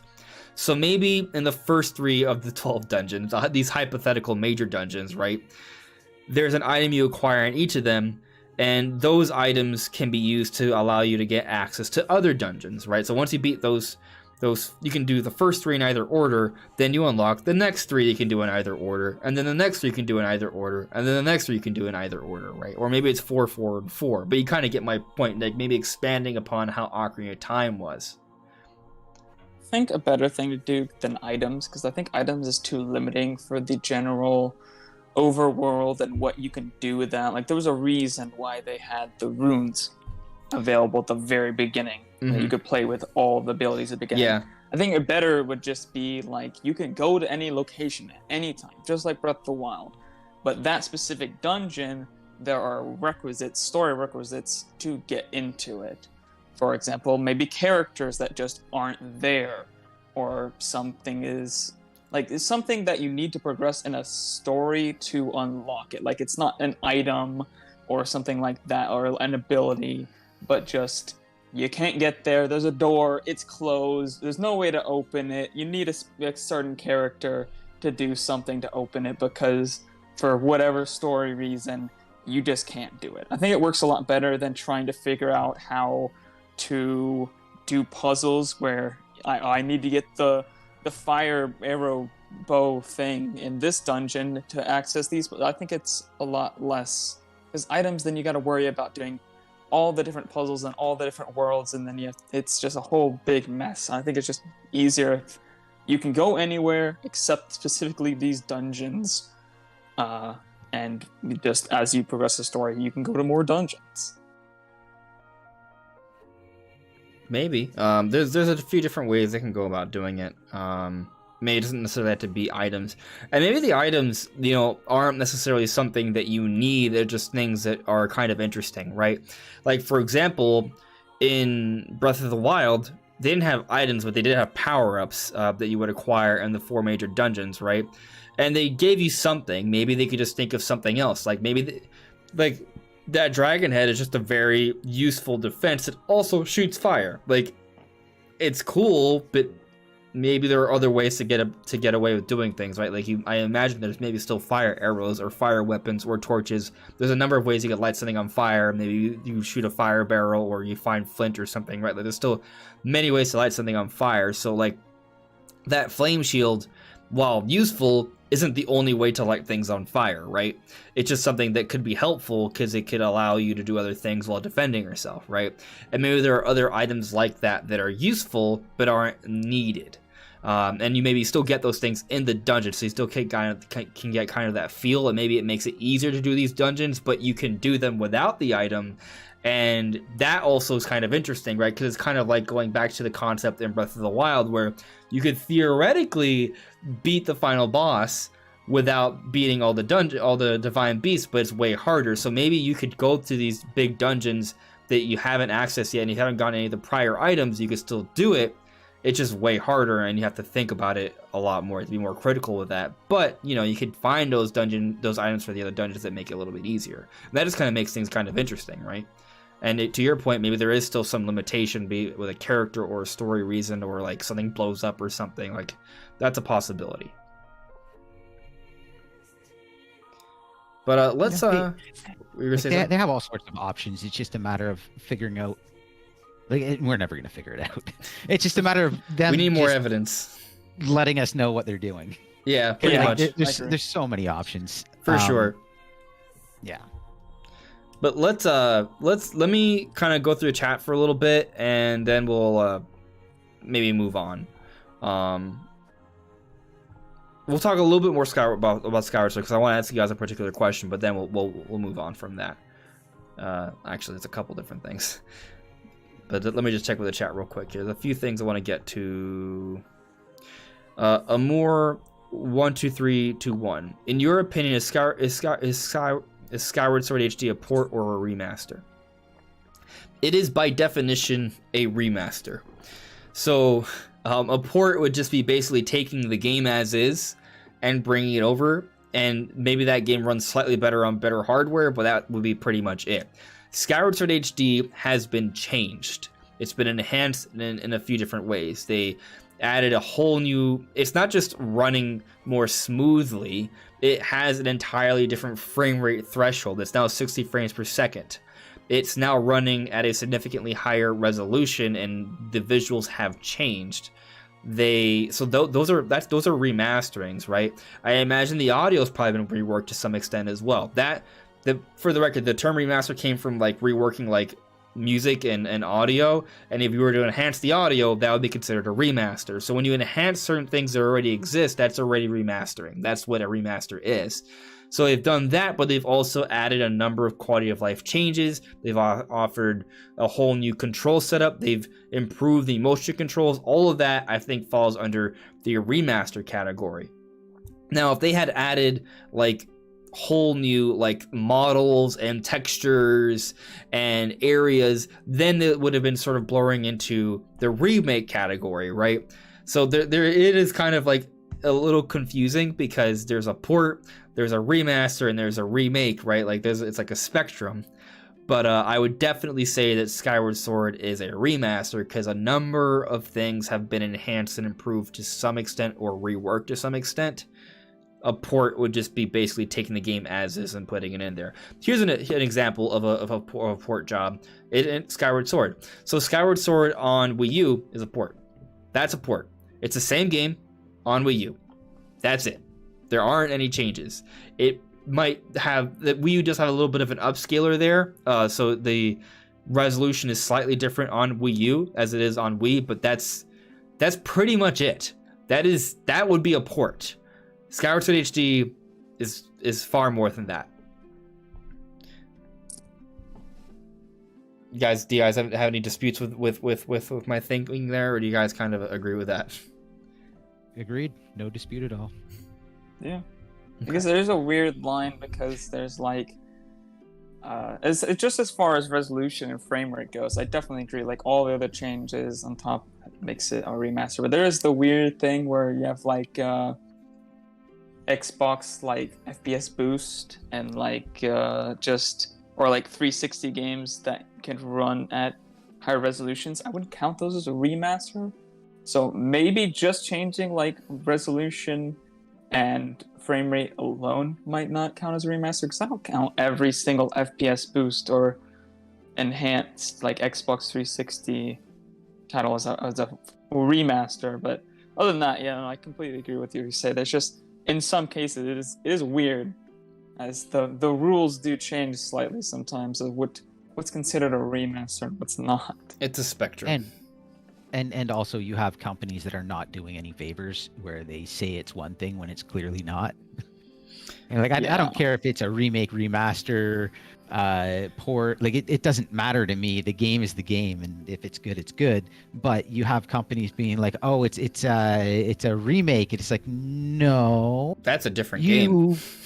You ported the game over and just let it run at an unlocked frame rate. So I was thinking the opposite direction. So like, for example, Final Fantasy VII Remake should actually be called Final Fantasy VII Reimagining, because it's not. Yep. It's a different game. The structure is different. There are different characters. The story is different. The visuals are different. The gameplay is different. Everything is different. It is just not the same. So it's fine. I'm not saying it's a bad thing. It's just I wouldn't call it a remake. It's a reimagining. The Crash Bandicoot trilogy, the Spyro trilogy, those I would say are a remake. Xenoblade Chronicles Definitive Edition, that was a huge argument because people were arguing it was more of a remaster than a remake. But I'll tell you what, it's far more enhanced than what Nintendo does for Zelda. So spectrums. It's like a weird hybrid because technically they have remade parts of the art completely, but they didn't remake everything. It's more like touch-ups. Right, but they like, also the most added a important parts have whole been remade. other campaign to it too. It's just like, Yeah, it's things get a little muddy. Again, like, yeah, whatever.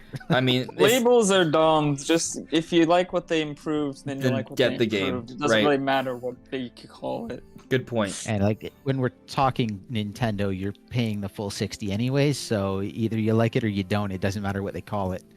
If it's a port, you're paying 60. If it's a remake, you're paying 60. If it's a remaster, 60. Reimagine is 60. New game is 60. Don't worry about it. Just Well, soon. Well, if you like it, get it. If you don't, just pass. on PlayStation, and Xbox is 70 now. So, but pretty much Yeah. full Yeah. retail price. Let's just say that. Josh Lightcap, do you think it would be dumb for Nintendo to remake Skyward Sword for Switch and not the rest of the games? So if by remaking Skyward Sword, which they didn't, they remastered it. Again, labels, but they've brought it to Switch, right, with some enhancements. Are you asking if I think Nintendo should also bring back, say, Twilight Princess and Wind Waker and Ocarina of Time and Majora's Mask? I don't think they have to do that. I didn't expect them to bring Skyward Sword to Wii U, right? I didn't expect them to bring like the Ocarina of Time or Majora's Mask 3D to Wii U either, but they brought Wii U, Wind Waker HD and Twilight Princess HD. So I don't expect it necessarily, right? But like to Brandon's point, it would be nice. I would like that. I would probably buy them. Sell a lot. People I want it. Make some money. Yeah, It'd be so that hard for them to do. My dream would be to have them in some way, shape, or form of another, is to have every single Zelda game on the Switch. That would be like, or even like whatever they do next. I would love to just have one console where I can keep that console and it has the entire Zelda collection up till that point. I'm talking like everything. Yeah. I highly doubt it's going to happen, but I want it. They don't need to do it, but I want it. They could do it so easily. It would not even Most be of it, hard yeah. at all. how many think some Zelda of the games does Switch have right 3DS now? ones would. The DS, 3DS ones might be Those a are tough. little bit DS tough. Well, ones the are DS good for ones. sure would be a little. They can do it. I think they They just had have to it be a on little bit more Wii U, but creative. it was also like had a touch. Uh, Yeah. It's tricky. It's tricky. But I was just asking, how many Zelda games are on Switch right now? There's Zelda 1 and 2 through the Nintendo Online, right? And there's a Link to the Past. So that's 3 Zelda games through that. And then obviously there's Breath of the Wild. And then there's Link's Awakening Remake. So that's 5 Zelda games. We're not talking about spin-offs, just like mainline titles. There's 5. And now we're going to get Skyward Sword HD, so that'll be 6. And then obviously Breath of the Wild 2, so that'll be 7. Will there be more? Probably. But just to kind of go back to the question, is it going to be dumb? Well, I think Nintendo will make money, so they don't release games and don't make money. That would be dumb. But at the same time, they don't have to choose specifically those games. There are games that they have coming out all the time. So it really just comes down to timing and positioning for these different games. Twilight Princess and Wind Waker are supposedly complete, and it's just a matter of time. So I think we'll see them before Switch is done. Before Nintendo phases out Switch, I think we'll see at least Twilight Princess and Wind Waker come to Switch. Like, Hope so. yeah, those would probably be the easiest to do, so it'd be really weird if they didn't. Yeah. Especially with all the other Wii U games coming over. Mind you, they could just save it for the next system and spread it all out. They They could, could. but why? It's one of those because they can. It's Nintendo. I have a feeling that the Switch 2 will be fully backwards compatible, so... I think it's going to be forwards compatible. I think Switch is going to be forwards compatible for a bit. Maybe for a bit, yeah. Yeah. Let's see Depends. here. Just moving on the chat here. Birdman, who would win, Ganondorf or Zanza? Ooh, that's a question. For those who don't know, Zanza is the final boss in Xenoblade. Probably Zanza, I'm not gonna lie. Probably kick Ganondorf's ass. Ganondorf's powerful and all, but like... I guess the Zanza's, like, thing- this all-powerful god creature. Part of the problem is that in Zelda games, they don't make Link look that strong. like there are signs that he is really strong, but it's kind of like, whoa, if he was able to lift this rock, that must mean he could do so much more, right? But it's never like, oh, look at me, I can like slash a mountain in half, right? Zanza could theoretically slash a mountain in half. So I mean, if Link can beat Ganondorf, then you know you could argue Link is stronger than Ganondorf by the end of the game. It's strange because I don't know, Brian. I think you might be right, but then Zanza also loses. So, but also Shulk is like pretty powerful. But Shulk also is not fighting by himself. Shulk has several party members fighting with him. Yeah. That kind of changes things a little bit. Start writing it down, script it out, new video. Let's go. Yeah, that would be a fun one. Who's stronger? Do it. Do it. It's a good idea. I'd be watching that. Come on, that'd just be cool. It's a good idea. Be a nice series. I mean, you just been gifted some content. Fights. It's a lot of work, but it'll be fun, and it's content, and it'll be pretty interesting. I mean, there are already like series like that on YouTube, right? Where it's like, who would win, this character or this character? But how many series are dedicated to just like one Nintendo character versus another that haven't actually fought each other? Go for it. We'll think about it. Yeah. That'd just be fun. That'd be a fun one to work on. Yeah. Nishant Kelkar, nice haircut, man. Thank you. I'm glad that you don't think it's dumb. You can't see, but I got a new haircut. My hair's no longer shoulder length. I'm sure it looks fantastic. Oh, thank you. No problem. I feel very pretty right now. Good. Nishant Kelkar had added me again. I agree. Skyward Sword dungeons are massive and well thought out. In my opinion, Majora's Mask had some of my favorite dungeons. I think they are. The Majora's Mask. I didn't really like Majora's Mask dungeons. It's what made me not finish the game. I kind of thought they were bad. I don't know. I liked everything about Majora's Mask. Everything was just spooky and weird and cool. Majora's Mask sits up there above Ocarina of Time for me. Oh, I cannot agree with that. In terms maybe of dungeons, in terms of atmosphere, sure, but in terms of a lot of people gameplay, don't. No. A lot of people don't, but I probably put 1,000 hours into that game when I was younger. I actively hate have a lot the of water games. temple in that game, and there's only 4 dungeons, so essentially I hate like 1/4 of the game with a passion. I loved the water dungeon just because it was my favorite mask. So that's like it's by far my favorite mask. It's a good mask. So I like the first half. It evened it out. So it's like I can't tell you how good or bad the water dungeon was because I was just like, yeah, I get to wear this mask. I like the lead up to the water dungeon, and I like everything with the pirates and stuff. But after that, cool. Get to the actual dungeon itself. My God, it is like the worst dungeon in Zelda history.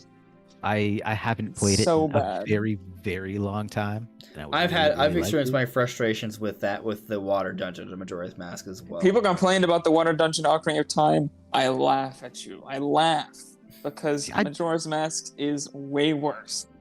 I never had an issue with that. I don't know why. There's something about the tubings that's sort of supposed to sort of tell you where to go, but like if you don't realize it's kind of Once they fixed the switching your iron boots on and off easily in the 3DS version, like honestly, the Water Temple was easy.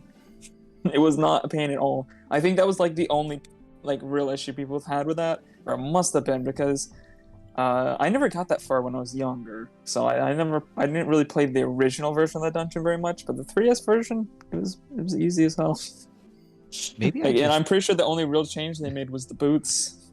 And again, things like that wouldn't have bothered me when I was a kid because it's like it's the only game I have half the time. So yeah, I'm just like I don't even care. I'm going for it. Like if I spend a month in this dungeon, it doesn't matter. I will say I don't remember it being an issue. I could have been stuck there for a month, 2 months, 6 months. It doesn't matter. I wouldn't know. I don't. No, yeah. I wouldn't have bothered me as a kid either. As a kid, it's just like, oh, I'm playing Zelda. It's fun. I don't care. Yeah. I would say Skyward Sword has some of the best dungeons, and I'd say the overall quality of the dungeons is the best in the series. Maybe You know like what? tied with something like Twilight Princess has really good dungeons. I honestly wouldn't be surprised either. Like again, I haven't played it and I'm really looking forward to it. But we're talking Skyward Sword as a culmination of everything they had up to that point. And they didn't really have dungeons like that in Breath of the Wild. So I'm actually really excited to go back and get like what is actually the most current Zelda dungeons. Because those were always a great experience to me. I always really enjoyed them. So I am looking forward to going back and visiting those dungeons and having that sort of gameplay again. Yeah, I'm as I said, like Skyward Sword, some of the best dungeon in the whole series. So I'm really looking forward to going back and having that Zelda dungeon experience. Yeah. Yeah. So I think first of all, I love a lot of the dungeons. So there's just so many that we could go just talk about them at nauseum. But I do want to sort of progress here. So I'm gonna move on to this final chat, and then this, and I want to I'll use this as a transitional point here. But firstly, Birdman said you're welcome for the Gandorf Zanza idea. I wrote it down, and I took a snapshot of your comment. So if I make a video about it, I will make sure to give you a shout out. I'm not guaranteeing I'm gonna make a video about it, by the way, right? And if I do, it might not come out for until like a month or two from now. I don't know, so we'll see. But just know, a lot of work. We'll see what happens. Part of the problem If you really want to see it, hope the news is slow. That's kind of the thing, right? But there's also a lot of other ideas that I have backed up that I haven't gone to either, right? So there's a pipeline of videos that are just kind of like clogged just because timing, right? Like if news comes out, I'm going to prioritize that because it's relevant in the now, right? But there's other ideas that I don't necessarily have to talk about yet, right? There's a number of Metroid Dread ideas that I haven't really gotten to, that I really want to get to. Like I'm playing through Metroid Fusion right now just to get a little bit more background on the story for Metroid and, kind of feel it out a little bit more. And there's some stuff, man. And we might touch on that a little bit later tonight, but yeah. But anyway, Amor 12321. For Breath of the Wild 2, think Fi may make an appearance. So, in Breath of the Wild 1, there is a moment that alludes to Fi. And with Skyward Sword HD, they are making Fi a more prevalent character to the world now with all the new Breath of the Wild fans and such, for new Zelda fans as a whole. And I've just put out a video yesterday, some of you may have seen it already, just talking about the potential connections between Breath of the Wild 2 and Skyward Sword. I didn't really talk about Fi too much in that video, but now that I think about it, I could see Fi perhaps having a little bit more of a presence in Breath of the Wild 2 than Breath of the Wild 1. Like, maybe there could be another allusion to that. I don't know if we see the character itself, that's kind of like a big leap, but when you consider that Nintendo has taken the time to show us Skyward Sword, and that could be hinting towards a few different things in Breath of the Wild 2, it is building up that context. Showing Fi in Breath of the Wild 2 wouldn't be that random. It would make a little bit more sense because they're making Skyward Sword more relevant. So it's a possibility, but I feel like the more likely thing that will occur is either A, nothing, or B, another similar thing to what we saw in Breath of the Wild 1 where there was like a moment. And maybe that moment's a little bit more impactful in Breath of the Wild 2, but I wouldn't say it's going to be like Fi comes out and she's like talking and dancing with you. Like, I don't think that's going to happen. Yeah. But something alluding to it, I think there's a decent chance for that. Like not more than decent. There's a good chance. I don't think they've ever once brought a guide character like Navi or anybody like that from one game to another, even if they were direct sequels. Never have they ever done that. So I'd be very, very surprised if I'm joking about I them all actually dying, by the way. showed up. They are gonna. I feel like they're pretty much gonna have to make a reference. Look how many references there were in Breath of the Wild, and now they're gonna add all these islands in the sky. Those are gonna need to be referenced because you're gonna need to be able to describe where you're going and whatnot. And it's just I'm sure there'll be a bunch of that many references. more references. Yeah, there's Good a lot. point. There's a lot of potential ones. One Good thing there's a lot of lore in the Zelda series. Otherwise, they'd run out of names pretty quick. Yeah. Yeah.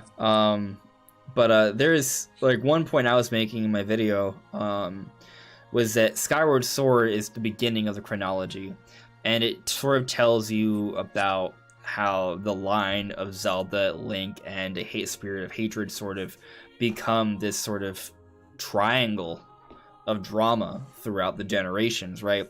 And I think that's important because I personally speculate that that's going to become a big sort of factor to the story and potentially gameplay in Breath of the Wild 2. Why? Because, well, one, the Triforce is mysteriously sort of missing throughout most of Breath of the Wild 1, but the very end. But also, two, Ganondorf is back.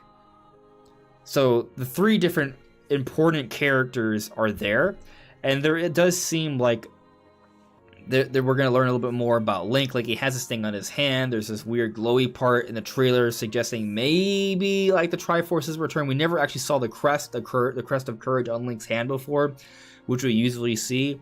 So we may see something there. We're going to have Ganondorf. We're going to learn more about this character as well and his history. And then Zelda goes missing, so we don't know what's going on with her, but surely there's going to be something that's going to be addressed there.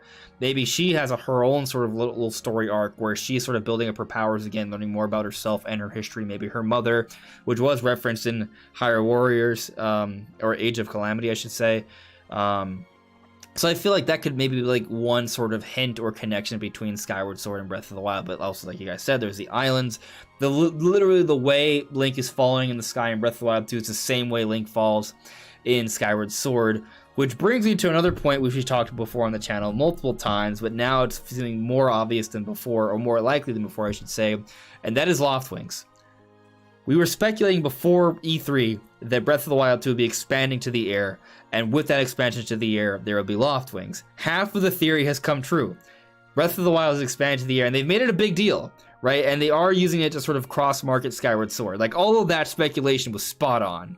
The only missing link, pun intended, is Loftwings. So, are they coming back?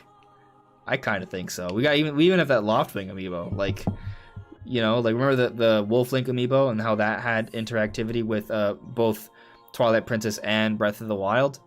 I wouldn't be surprised if this Skyward Sword Loftwing amiibo also has interactivity as well, and maybe it gives you like a particular Loftwing. Just throwing that out there. Again. Wouldn't be surprised if Loftwings came back and they were forced to be like late in the story or something. Yeah. Like, because if you could just scan in an amiibo and just be like, oh, you got a Loftwing at the very beginning of the game, might break some things. I'm not sure. Like, maybe they designed around that. I'm not sure, but it would be a little weird. I wouldn't be surprised if, it'd give you like the Crimson Loftwing or something, but you have to unlock Loftwings first. Maybe that is a potential hiccup, right? Maybe like you could technically get Epona in Breath of the Wild, but you're not supposed to get horses in the Great Plateau, right? Like, how does that work out? Does it just not let you do it until you get through the Great Plateau? I don't think you can use Epona on the Great Plateau. I think you can do it after you. I think if you beat the Great Plateau, you can, but I don't think you can do it before. After that. But to be perfectly honest, if you got Epona on the Great Plateau, it doesn't really break the game. No, it breaks the horse. I mean, time to get you down jump off the plateau, but like it is kind of ruined their. I mean, you were told way not that to they want hurt your you to do horses. things. Oh, it does. For but a first-time playthrough, it kind of just ruins the entire. You can get through it a lot quicker. Of that. Yeah. So I don't know. Like I feel definitely not as much as like a Loftwing, but yeah. A Loftwing that will allow you to just fly freely through the skies, but maybe it isn't that simple. Maybe if you're on a Loftwing, it's an unruly creature, right? It's not something you could just use. It's not tame. And maybe you have to build up your stamina to be able to sort of ride it for an extended period of time. Or maybe you have to sort of like pass a certain like challenge or rite that makes you sort of like a proven hero in the eyes of the Loftwing, because the Loftwings are smart creatures, right? Like they may just not trust you in the beginning. They're like maybe like their own tribe or species, and maybe until you accomplish a certain amount of tasks in the game to where they actually accept you and allow you to ride them, or at least ride them for a extended period of time. It could replace your glider in that sense too. Yeah, because the glider just goes down, right? It's a limitation, but eventually when you get Loftwings, you can go up and down. But then, you still have that whole stamina issue where you're trying to hold on. I could see them doing something like that. It'd make it freer, but again, it would just be evolving it would be an extension of the mechanic of when you were trying to tame animals in Breath of the Wild. Like your stamina is a big part of that, right? So like they could just be considered an expansion of that idea. Yeah, it could be expansion plus marrying the glider, because they don't have to. Like, I'll be sad to not have the glider, but if they give me something else. Well, obviously the glider is back. We've seen it. Yeah. Oh, have we? Yeah, it's in the trailer. I can't even remember. Yeah. Okay. They even changed it. They changed it around a little bit. I think they made it like a little bit wider, and like it has like little ribbons in the back. Designs different. What if they were to like you have your glider throughout, like early on and throughout most of it, and near the end you end up being able to, hold on to a Loftwing? Yeah, I think that would work well. I like the idea that you have to get maybe you have to have max stamina unlocked in order to actually tame it the first time, because I like what you were saying, Andres, when you get on a horse, you have to have enough stamina to tame it. Yeah. Period. Otherwise, it just won't. You won't get the horse. No. The only thing about that is, if you have enough food, you could break it. Yeah, but that's part of the fun of an open world game, especially when it's done well, is breaking it. I mean, flying machines in Breath of the Wild. Yeah. Like all sorts of cool stuff. But yeah, as far as like... It's a little easier to break it in this way, though. A little too easy. Oh, yeah. But, again, you talk glider, and then this could be like an upgrade to the glider, where you have to make your way to a specific place. Again, do a side quest, some sort of big story thing, in order to access this, and then it's still tied to your stamina. Yeah, that's definitely a way that they can do it, for sure. I mean, when the motorcycle had fuel and stuff, it wasn't unlimited. Yeah. Then you could think, like, Breath of the Wild, the Master Sword, except instead of hearts, it would break after a while. Stamina. Oh, you meant like just acquiring it? Yeah, like pulling it out of the ground, like actually obtaining it. Or like, but maybe what it is that the Loftwings trials. Loftwings just don't accept you at all in the beginning, right? But like to your point, you have to build up your stamina. Eventually, there's like a challenge or a ritual that has to be performed in some sort of ancient area in the sky where maybe the Loftwings reside. And once you prove yourself as the true hero, the return of the Skyward hero, what have you, right? When they see that in you, then you gain access to them. The only hiccup to that is the Loftwing amiibo, because if the Loftwing amiibo does have compatibility, they could just be one of those things where like you just can't use it until you're later into the game. Like maybe that's just what it is. Again, what if you use it early in the game and it gives you stamina food, so you can so you can ride your glider longer, and then once you gain access to the Loftwings, it's just like, again, it wouldn't be anything crazy. It'd just be like, oh, I can touch the amiibo and get a Loftwing versus going through the menu. Yeah, that would work. Which is totally a Nintendo thing. Just unlock the Crimson amiibo. Like, just have a different functionality before you actually unlock it, and then just when you unlock it, just switch the functionality to unlock a Crimson one, or be able to teleport one immediately to you, or something like that. There's a few different ways they could, if they really want to put Loftwings in there, they could make it work. Yeah. Yeah. Sure. So it sounds like you guys are pretty warm to the idea that maybe there is something to this Loftwing idea. Like it feels like something like that could happen, right? I think it could happen. Again, it's Nintendo. Anything can happen at this point, and it's like I can't say no to the idea. It's just a matter of at this point in time, I can't really say yes Right. personally. But there's no, we obviously Yeah, I we don't agree. know. That's Yeah. So it's like I'm not gonna be focused on it, but it's definitely I will be remembering this conversation if it gets shown. I'll be pretty happy. But I think we should probably start moving on to Switch OLED and Metroid stuff because we are about 2 hours in. So let me just check a couple chats here and then we'll move on. Unless there's anything else you want to sort of address with Skyward Sword. I'm getting it. I'm going to play it. We'll be talking more about it next week. But yeah, I'm hyped for it. Already pre-downloaded. Ready to go. I'm pretty sure. I think it said it was pre-downloading. I got Monster Hunter Stories 2 at the same time, so okay. One downloaded. It had a bar saying it was going to download. I don't know if it actually did. I didn't check. Okay. Probably gonna wait and get it on the Switch OLED. Good. So nice. And we're going to talk about that momentarily. So let me just check with a couple chats here, and then we'll do that. Nishant Kelkar, kind of random, but I'm playing Metroid Prime for the first time, and wow, what a phenomenal game.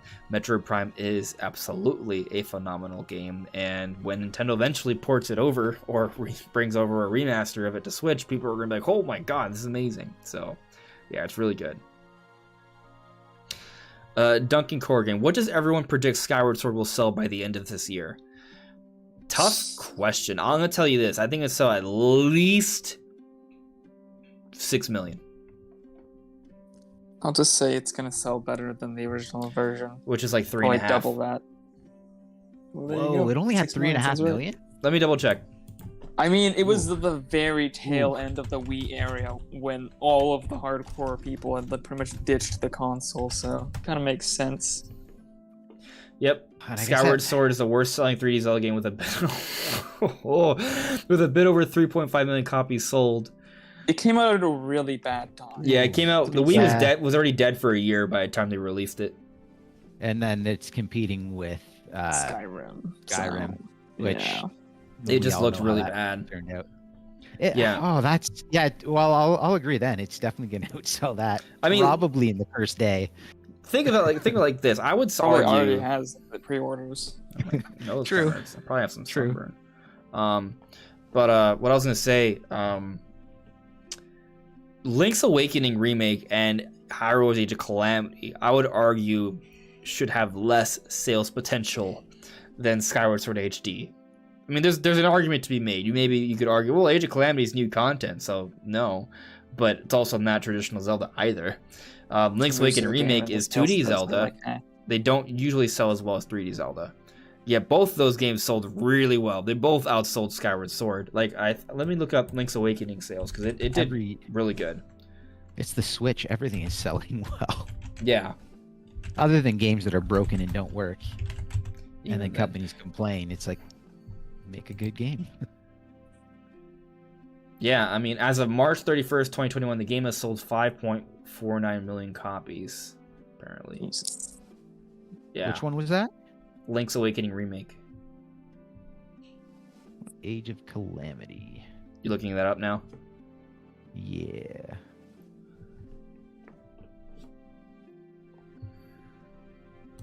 Age of Calamity is the best-selling Muso game, right? Yeah. Yeah, I think we talked about it. We definitely talked about it before. We speculated that Age of Calamity would become the best-selling Muso game ever, and it is the best-selling Muso game ever. You put it on Switch and you put Zelda on it. It's just like, yep. And it was a new one, right? Like, because there was Hyrule Warriors before that, but that was just a port of an old one with some enhanced content. So as of April, it was 3.7 million, which is pretty impressive. Better selling than Skyward Sword, which came out years ago. So for spin-off hack and slash, that's hell impressive. So I feel like you gotta, I don't know. For me, I feel like Skyward Sword HD at baseline has to sell more than 3.5 million. Like, that's a minimum here. And to your point, Brandon, I think double that is not a stretch. Heck, okay, maybe I'm getting a little too optimistic with this, but I was gonna argue 10 million. That's probably too much.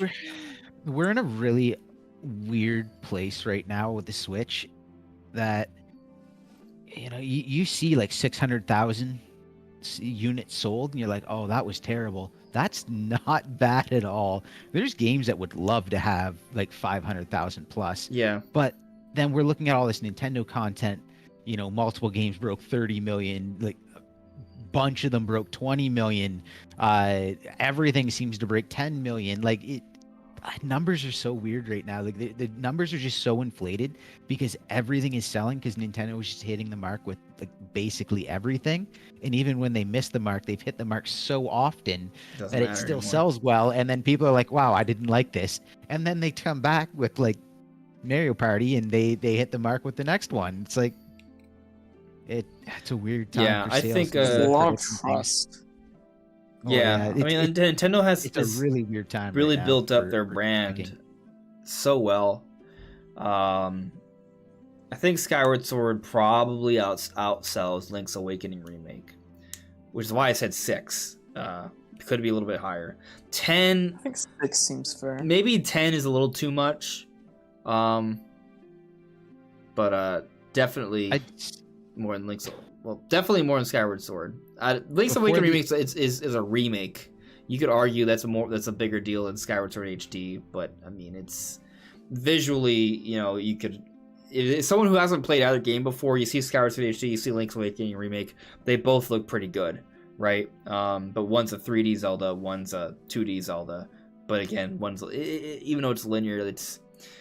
I think. I'm gonna guess that million by the end of the Skyward. year. Yeah, you said 6. Yeah.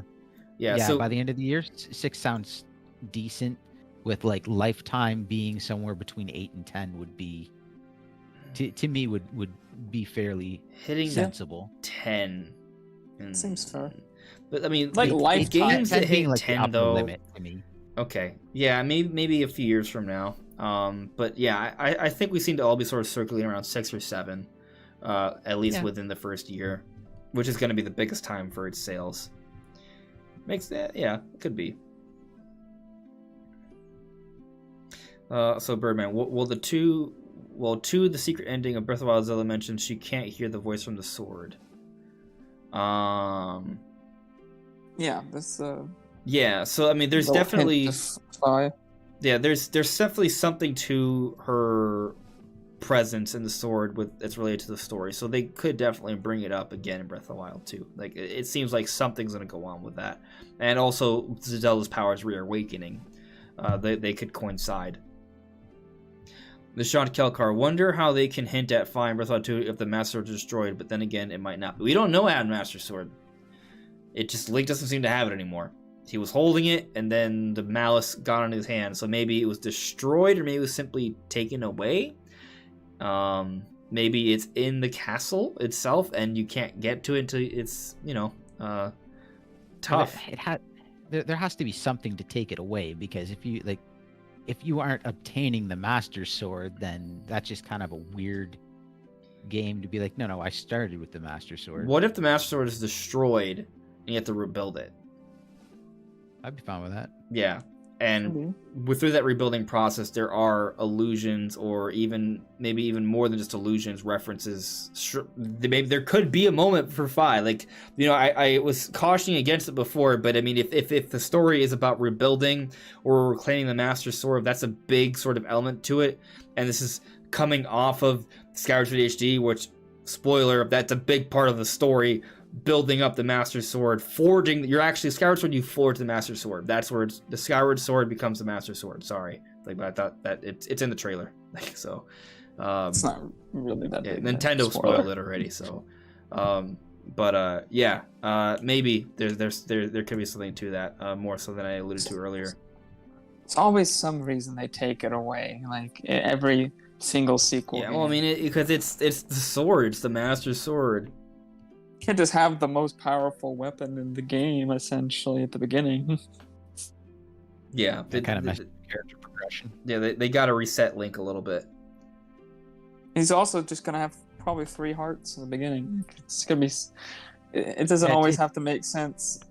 Yeah, it is going to feel kind of weird going back to the same Link and Zelda, same Hyrule, and it's like, oh, but where are my full hearts and stamina meter? Yeah, And that's where's why my I think Master we're gonna Sword? start in the Where's beginning. all my money? I think the beginning is I mean, gonna be in it- the sky. That way, 'cause it's just so you start off in an entirely different area. Yeah, that makes sense. And you're gonna. I Good think. way to segregate for the tutorial. Yeah. That's my thought process on it, and then also Link's gonna get injured. So and there'll be maybe somewhat of a recovery time, so he have to build back his stamina again as well. So just True, his story arm reasons for gets why, pretty effed up. and he loses And some of his then powers. I mean, let's He be and honest. Zelda Like, get if you separated, so he played, doesn't have the runes anymore. yeah, if you've played Yeah. Phantom Hourglass, they don't always need a reason. They just threw him on a beach, and all of a sudden he had 3 hearts, and like, there's no reason for that. Yep. And they also did it in Majora's Mask too, which is right after. Well, Well, Majora's Yeah. Mask also, like, you didn't have the Master Sword because you put it back in the. Sure. yeah, it But made his more hearts were sense because 3. you went Yeah. he went back in time and kind of like reset himself, and A little it bit. kind of made a little Yeah, more sense. Breath of the than Wild other 2 though titles. that was an old game though. This is more games are more modern now. They care more about immersion now. This is a direct sequel, like a direct sequel. This is more of a direct sequel than Majora's Mask, because Majora's Mask was like a side story. Breath of the Wild 2 is kind of building off of the story of Breath of the Wild 1. So with that in mind, I think they do need like a good reason to reset Link. But basically, we talked about he gets injured, he loses a sword, Zelda gets separated, he's elsewhere. All of that together would make sense.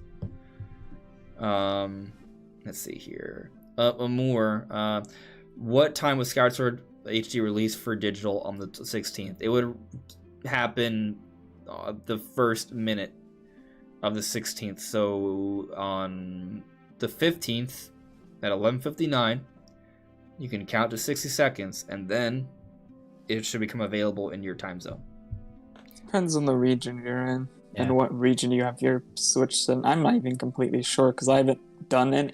I haven't ever felt the need to activate a game exactly. Well, it's one of those things where it's like the some moment it people releases. use the whole like eShop from a different market, so they Yeah. can play the game like a day early or 12 hours early. Yeah, my friends already got it bought from Australia. Like they already have it. Yeah, they purchased on the Australian Just shop. buy So they the get it, like, earliest 12 or 13 English hours early or style whatever one. it is. Uh, Like it's why like it's a common thing for like Pokemon content creators to do, because that's why they're playing it basically a day early. Yeah, a lot of big content creators that have like Makes sense. like I Yeah. need to be the first one out with it in order to get views, kind of thing. Like they do that. YouTube do be remember- like that sometimes. Yeah, Monster Hunter Rise, people were playing a day early. I had Pokemon Sword and Shield early because a friend gave me their profile so that I could play that, stream that a little bit early. And then people are freaking out over it. It's like, it's just time zone. It's like, no, I didn't do anything illegal. He hacked Yeah. the servers. He Apparently. broke through the mainframe. someone gets the game 2 it's weeks all- it all early. It was depends on time your- zones. It was time zones. That's not how it works. That's 2 weeks is not a time zone. I don't but think you that's don't time understand travel. time zone. Isn't it like 1 a.m. the day of for a lot of games? I gotta remember. There might be a little I bit of don't know. overlap. I can. I or- don't remember, but yeah. I do know like one of the guys in my community is like they could tell me the exact time that it would go live every single game. At least I every don't know. single I was under the Nintendo impression you release. can get it like pretty much at midnight.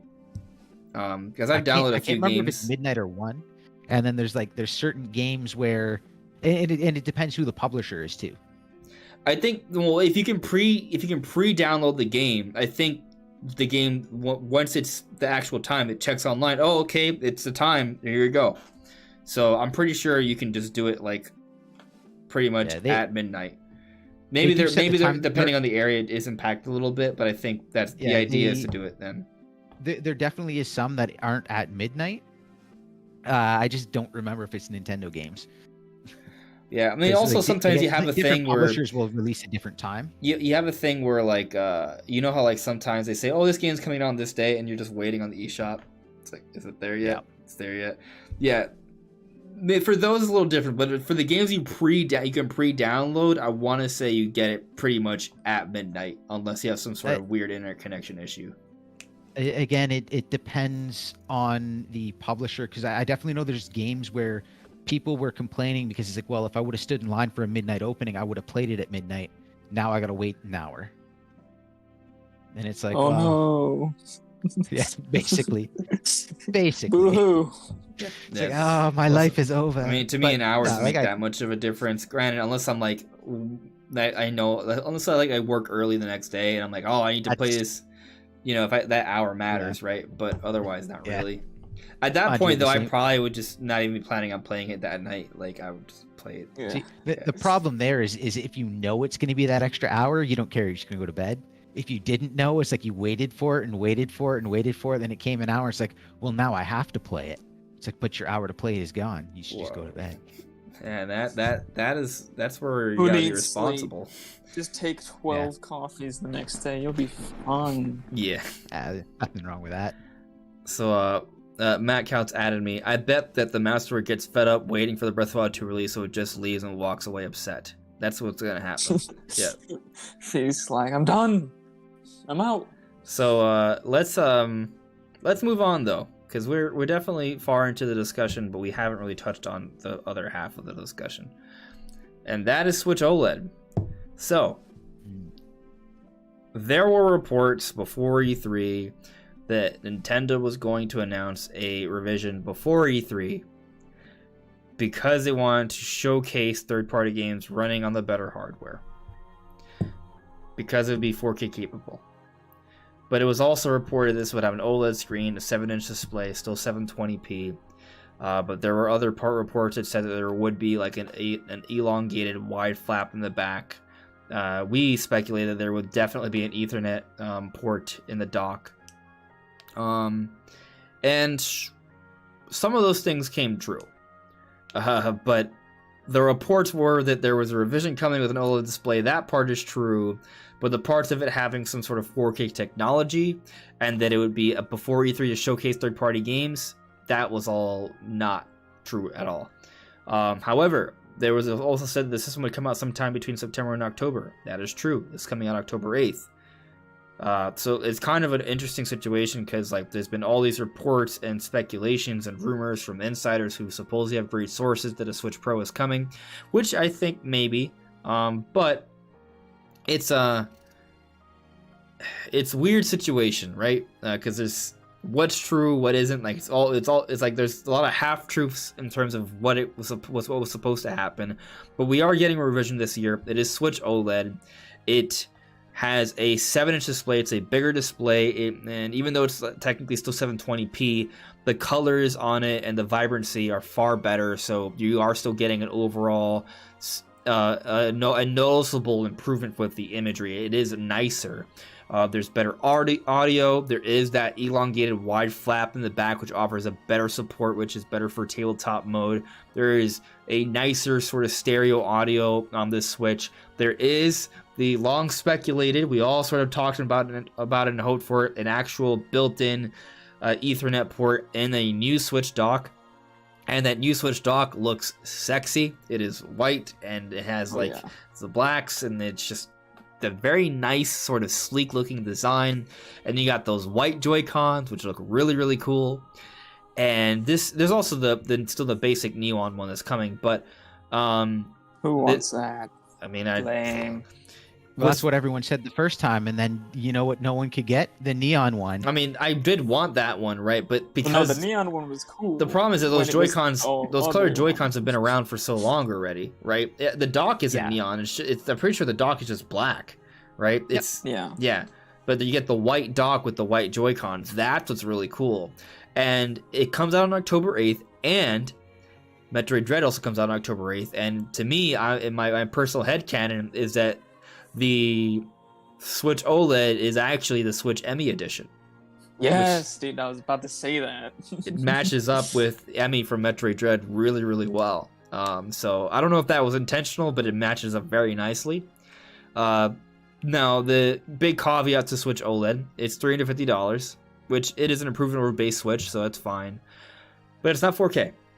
That is not a thing at all. So there you go. It's an improvement of the handheld experience, and it has an Ethernet port. That's pretty much it in terms of improving the home console experience. I have not looked into one final spec. Is the screen brighter? I don't think that they've said whether it's brighter or 'Cause not, but I'd in imagine general, it is.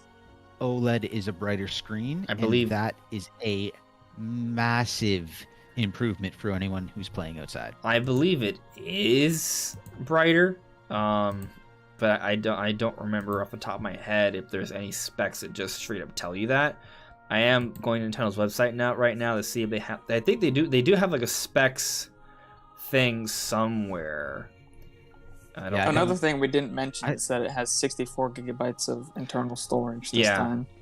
I guess I'm the schmuck that doesn't care about internal storage because he just uses an SD card. Yeah, I mean, It does kind of explain extra cost though. Yeah, I mean it is something, right? It does add slightly more value. It's a little bit more storage on there. And like 26 you actually get is rather restrictive. So it's not like you're not going to need an SD card. It's going to allow you to require it later. there at least won't be games that on day one you have to have an SD card to play because they literally can't fit into the internal storage. Period. Even if Exactly. you don't have anything else. When I go to the compare, I'll show you guys on the chat here. When I went to the comparison, I read through Yeah, everything, and I looking at don't remember it It's nothing saying that it tells you. anything about the screen. And that's too bad because like that's a big deal. Like I was playing outside today, and it's like my kids were swimming, and I'm sitting there playing. It's like, okay, this works great, and then I go into a cave, and I'm like, oh, I can't see anything now. Yeah, I mean, I think the idea behind the OLED is that it is a better screen. I don't think they've done a great job of just saying, "Hey, it's better." They just they just say hey, it's better. Like they don't tell you why it's better. In general, just due to how OLEDs function, they look better in bright light. Period. The colors don't wash out as much, so you don't have that everything looks great and I can't tell what the hell I'm looking at thing. So even if it's not brighter necessarily, which it probably will be. As well, but even just the fact that it's an OLED, it will look better.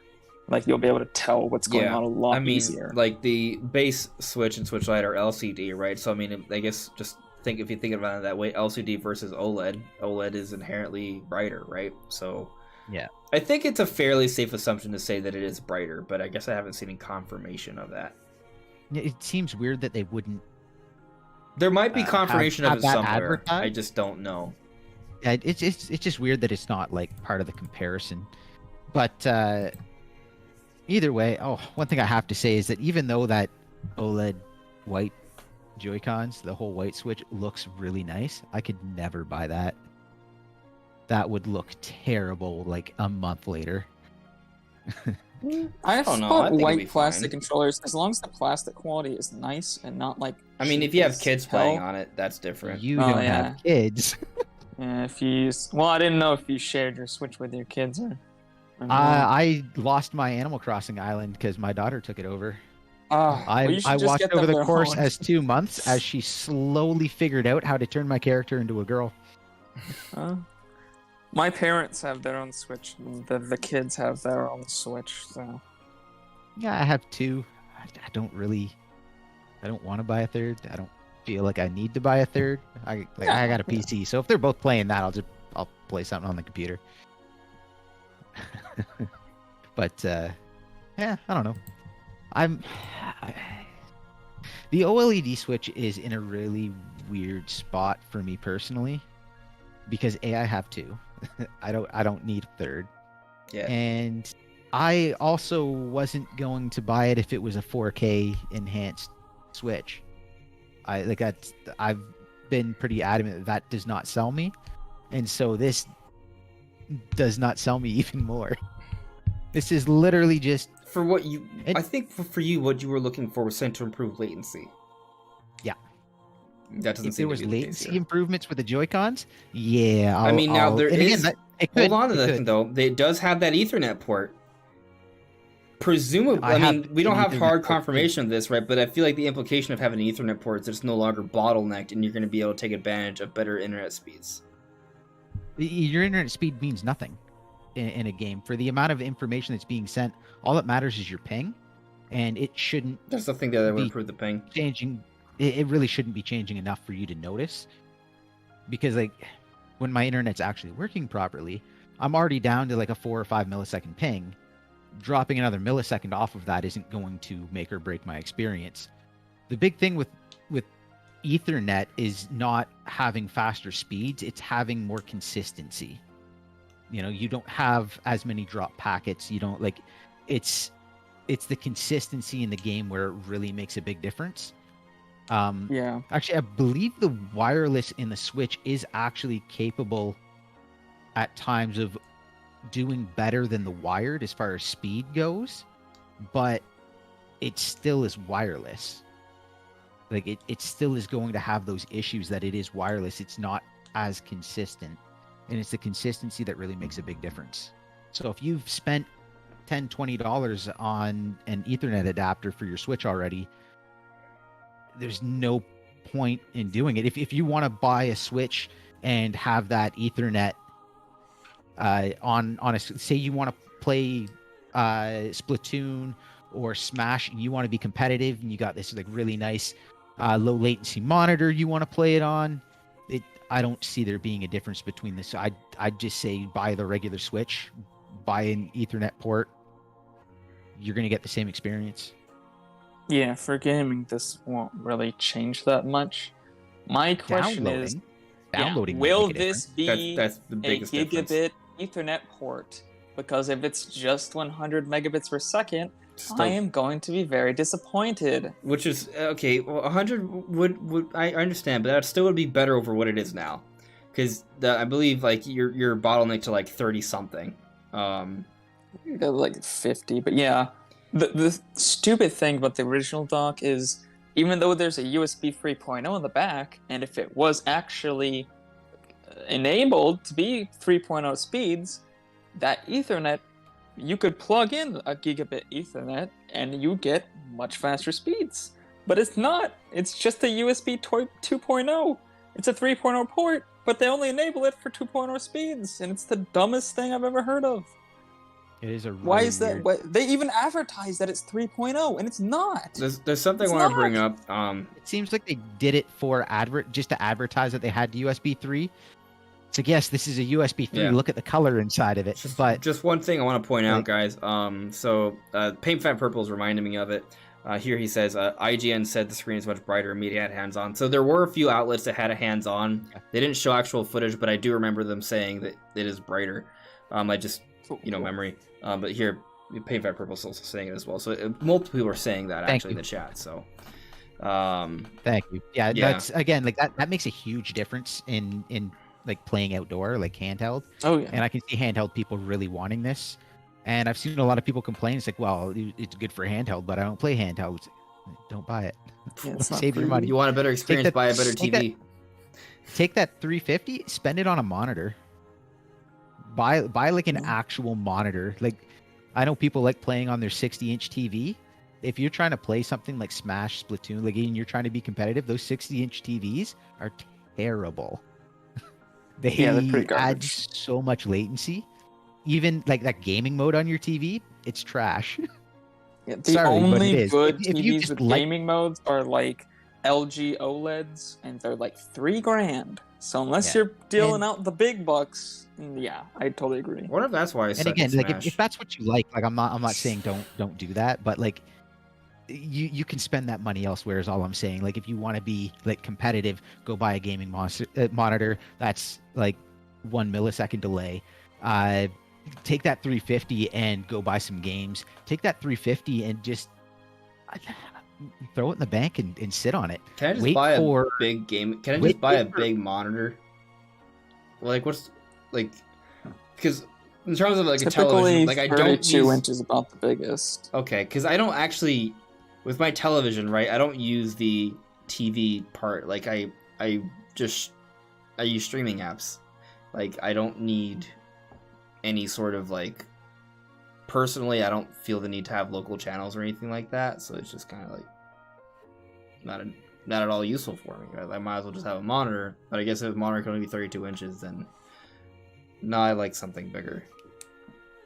Yeah, well, it's not even that. Like, generally speaking, you don't. If you're going for like a gaming monitor and you're looking at like cutting down latency, you usually don't want to go over 27 inches. And even that, some people say to go down to, I want to say it was 22 to 23. What about Is those usually giant like curved screens that go like wide out like that? The Like- ultra wides. Yeah. I mean, Those can be nice, but they can be, but they're not really what are you designed running on that? rated much for games. They're Potato. more like people play them and love them. Like that's all to them. But where they really shine is when you're like doing work and you need a lot of workspace. Like it's nice to have Workstation is multiple monitors, amazing. but like when you're like programming and stuff, you have a ton of things on screen. It's nice to just have that like full no border display of real estate to work on. Oh yeah. When you actually So- want to run games on it, though, you have to worry about if you can actually push that many pixels with the settings you want to run Will the with game the allow graphics you cards you to run have. that aspect ratio? Will it? Yeah. There's a lot going into it.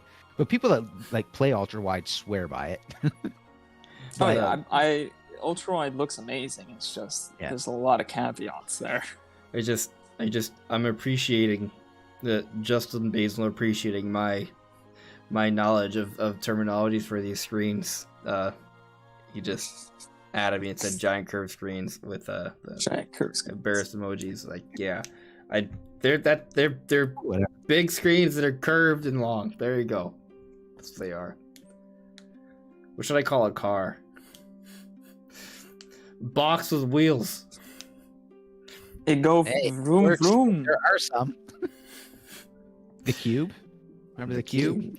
Oh The god, box with wheels. There that you thing go. was horrible. I have a super chat here from Taker610. Thank you, Taker.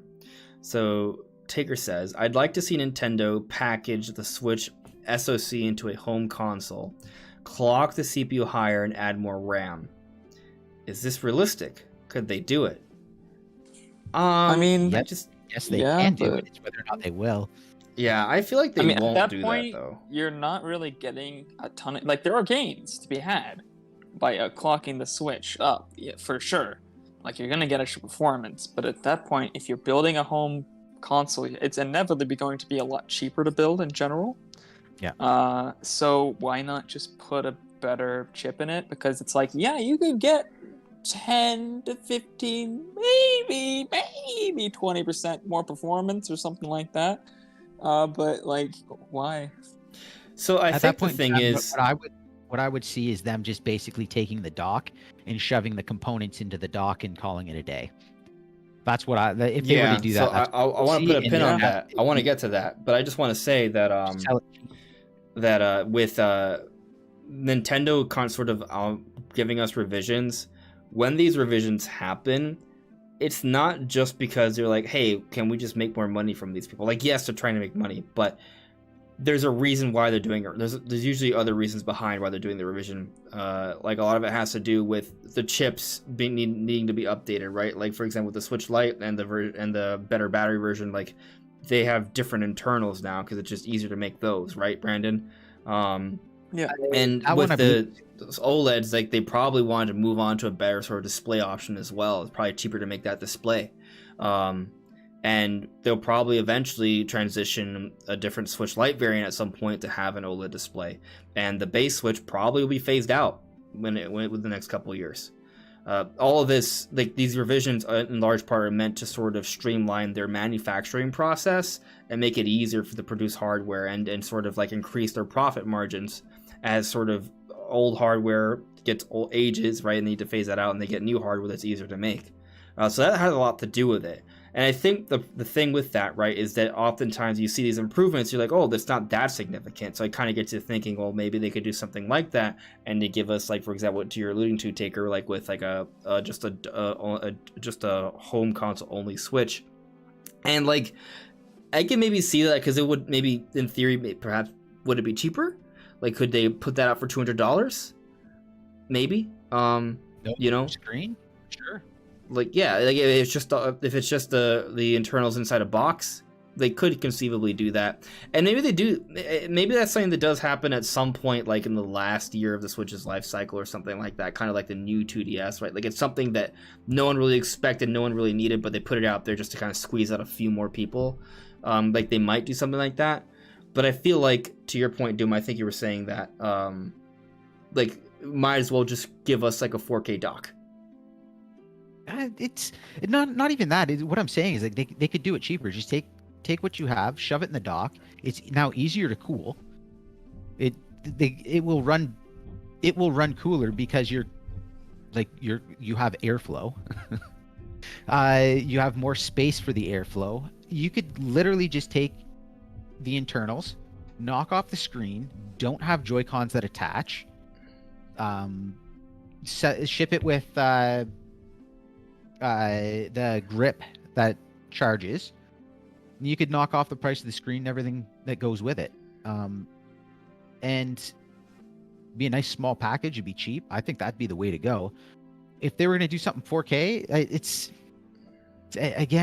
like they have to do something to the games to have them upscale, and to do that for something that's going to sell so little comparatively, I don't think is worthwhile. Whereas if they were to release like a Switch Pro that is going to upscale the 4K in the dock, sure, that makes it like, I feel like that would sell more than a non-portable system that will upscale the 4K. I think you're going to lose a lot of people. Well, I meant like, I just meant, so what I was talking about, like the two different things, right? Like one is just what Taker's saying, like just a box that is a minor performance boost, right? Like maybe they do something like that, but I feel like they don't do that, right? Maybe more likely is a dock that just offers better visuals at that point, right? But then to your point, perhaps what makes the most sense is just to eventually release a Switch that has that capability. Yeah, I feel like that would make more sense than messing around with a non-portable. So let me ask you guys though, right? Because there have been a lot of these reports and rumors, and there are still people who are fighting hard for Switch Pro to still be real. There are people who are saying Switch Pro is coming out next year, and I've made a couple videos on it, and I've noticed people giving me flack for making videos on it, but like, it's a discussion point. You can't. There's reason to talk about it. That doesn't mean I'm saying it's gonna happen. But you cover news. That's what's going on in the news. It's gonna be discussed. Wait, like, what are you supposed to just ignore what's going on? Like, but I mean, the thing is, it's not like there aren't signs for a 4K Switch revision to come. There are signs. But there are also signs to the contrary. So it's kind of like which one is happening, right? So, for example, the reports were that we would get a revision this year sometime between September and October, and they would have an OLED display. That is all true.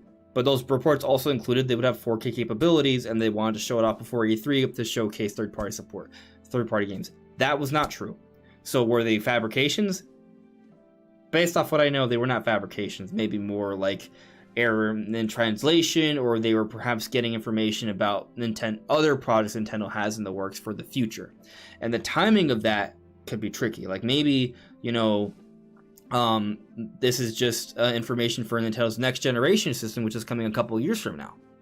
Like maybe that's what it is. Or maybe it is Switch Pro that's coming out next year. But the reason why I feel like it's kind of weird to do, I'm not saying it can't happen, it's just I'm kind of not sure, is because we're getting an increased price system now, a $350 system now. It's rare if you look at how Nintendo handled the 3DS. So the 3DS came out, I want to say, at least in North America, it was early 2011, and it was $250. Less than 6 months later, they dropped the price to $170. Then summer of 2012, so about 15 months later, they released the 3DS XL. That was $200.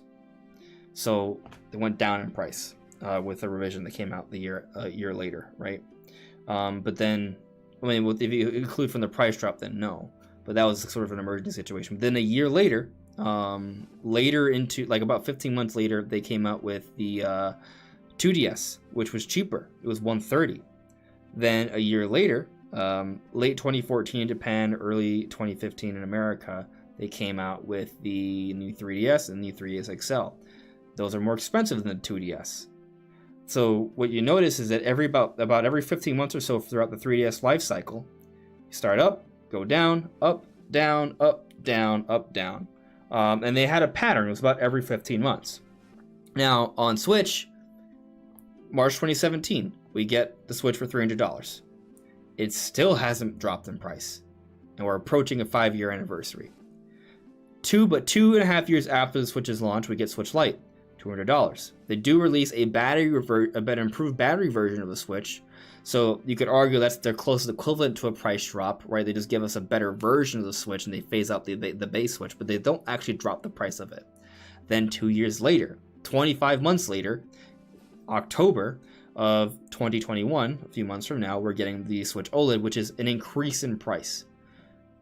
If you look at that pattern, they're willing to do revisions about every 2 years for Switch, but they're really hesitant to lower price. I find it hard to believe that they're now going to come out with another Switch that's even more expensive. So they go up, and they're going to go up again, and not 2 years later, 1 year later. That is not what... It just goes entirely against everything Nintendo has done before. So that's where I'm kind of hesitant about that. Like, I think 2 years, sure. 1 year, you're maybe pushing it a little bit, but at the same time, you could also argue that if you look at 3DS history, it is suggested Nintendo is willing to release a lot of hardware. But even then, they waited 15 months. It wasn't a year, it was 15 months. So it's kind of tough, but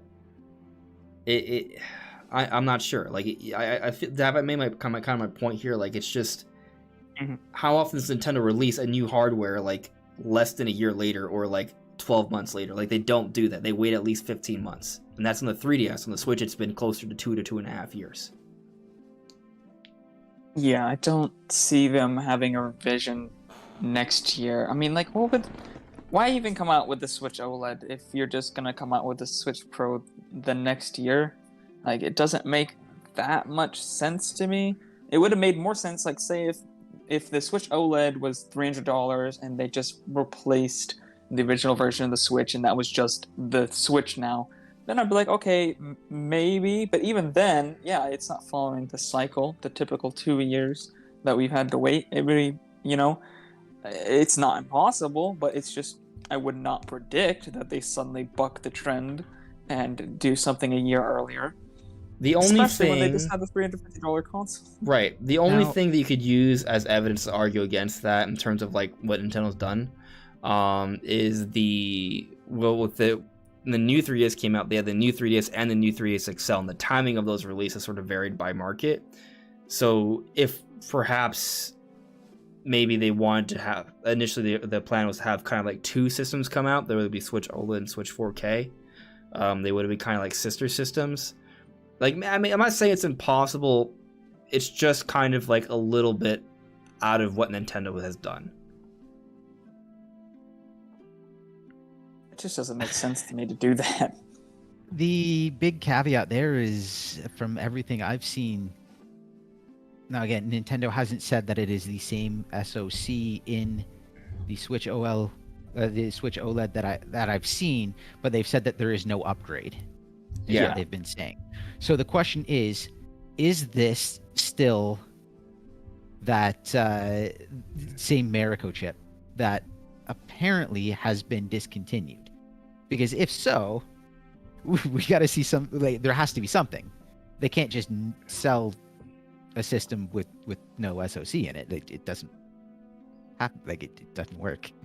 So if it is the same SoC, it's like they have. Either the reports are wrong and they just discontinued them for everyone else, or the reports are right and there has to be something else coming. Yeah, I mean, imagine it's probably a new chip. That wouldn't surprise me. We gotta wait to find out.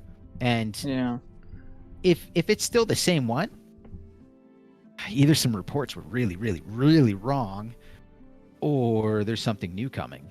Because there has to be. Yeah, Well, something to consider, as some people are alluding to in the chat, like for example Taker, is that there is a chip shortage, right? So maybe under normal circumstances, if there wasn't a big pandemic, maybe Breath of the Wild 2 and Switch Pro would have come out this year, you know. But obviously, it pushed everything up.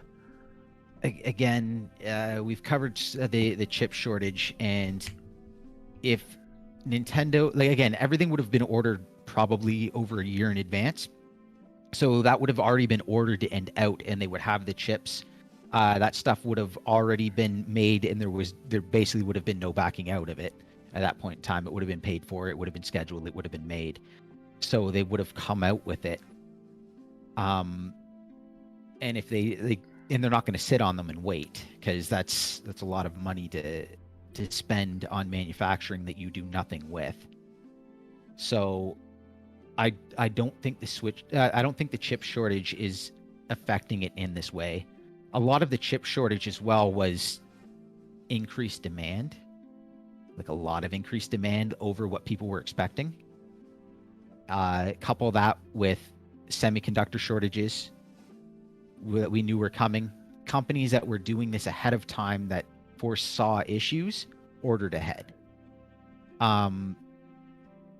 You know, you're looking at the graphics cards manufacturers just fighting tooth and nail to try to get stuff out. Demand was way higher, not just from gamers, but from crypto mining. And like everything has just been a huge mess over this last little while. So it was a lot of things compounded, but if Nintendo was intending to put this out, they would have had the line booked already. They would have needed to book it well in advance. So either they weren't planning it for this year, or they were looking at reports saying there might be chip shortages, so we're just not going to do it. They might just not do it at all. Like they might have been thinking about it, looking into it. They R&D stuff all the time. They're basically an R&D company. And if they thought, say, okay, well, things are going really well, we're just not going to do it. Like that's also a very real possibility. It's like, well, we'll just save that jump to 4K for next gen so we can market that really hard. You know, the idea of get your games ready for 4K. They might have been talking about next gen stuff, like talking to other companies. Yeah. We just don't know. Yeah, it's tricky, right? We don't know what's going on. There's not enough evidence. I see Birdman saying there's too much smoke for it to not be real, and the thing is, been there since 2017. Well, again, it's not that I'm saying what we've gone from Eurogamer and Digital Foundry and other known insiders is false necessarily. It's just kind of like when you're getting information about things that have not been announced yet, there's a lot of reason to take that with a grain of salt. Development is fluid. Plans change. Things are delayed. Things are pushed up. Perhaps there's multiple ideas are bouncing around and only one or two come to fruition, right? Or perhaps there is things that happen that can be misleading. There's errors in translation. There's old information that's given down.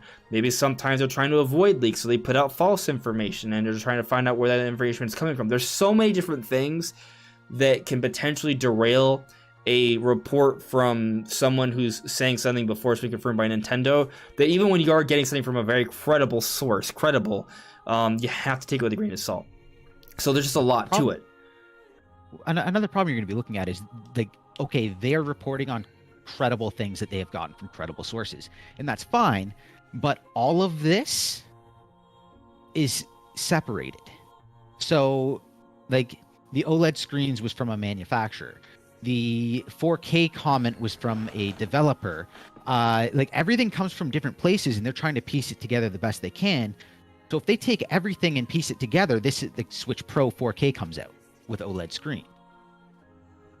But what if part of it was like the 4K? What if that had nothing to do with this revision or this Switch or this generation itself?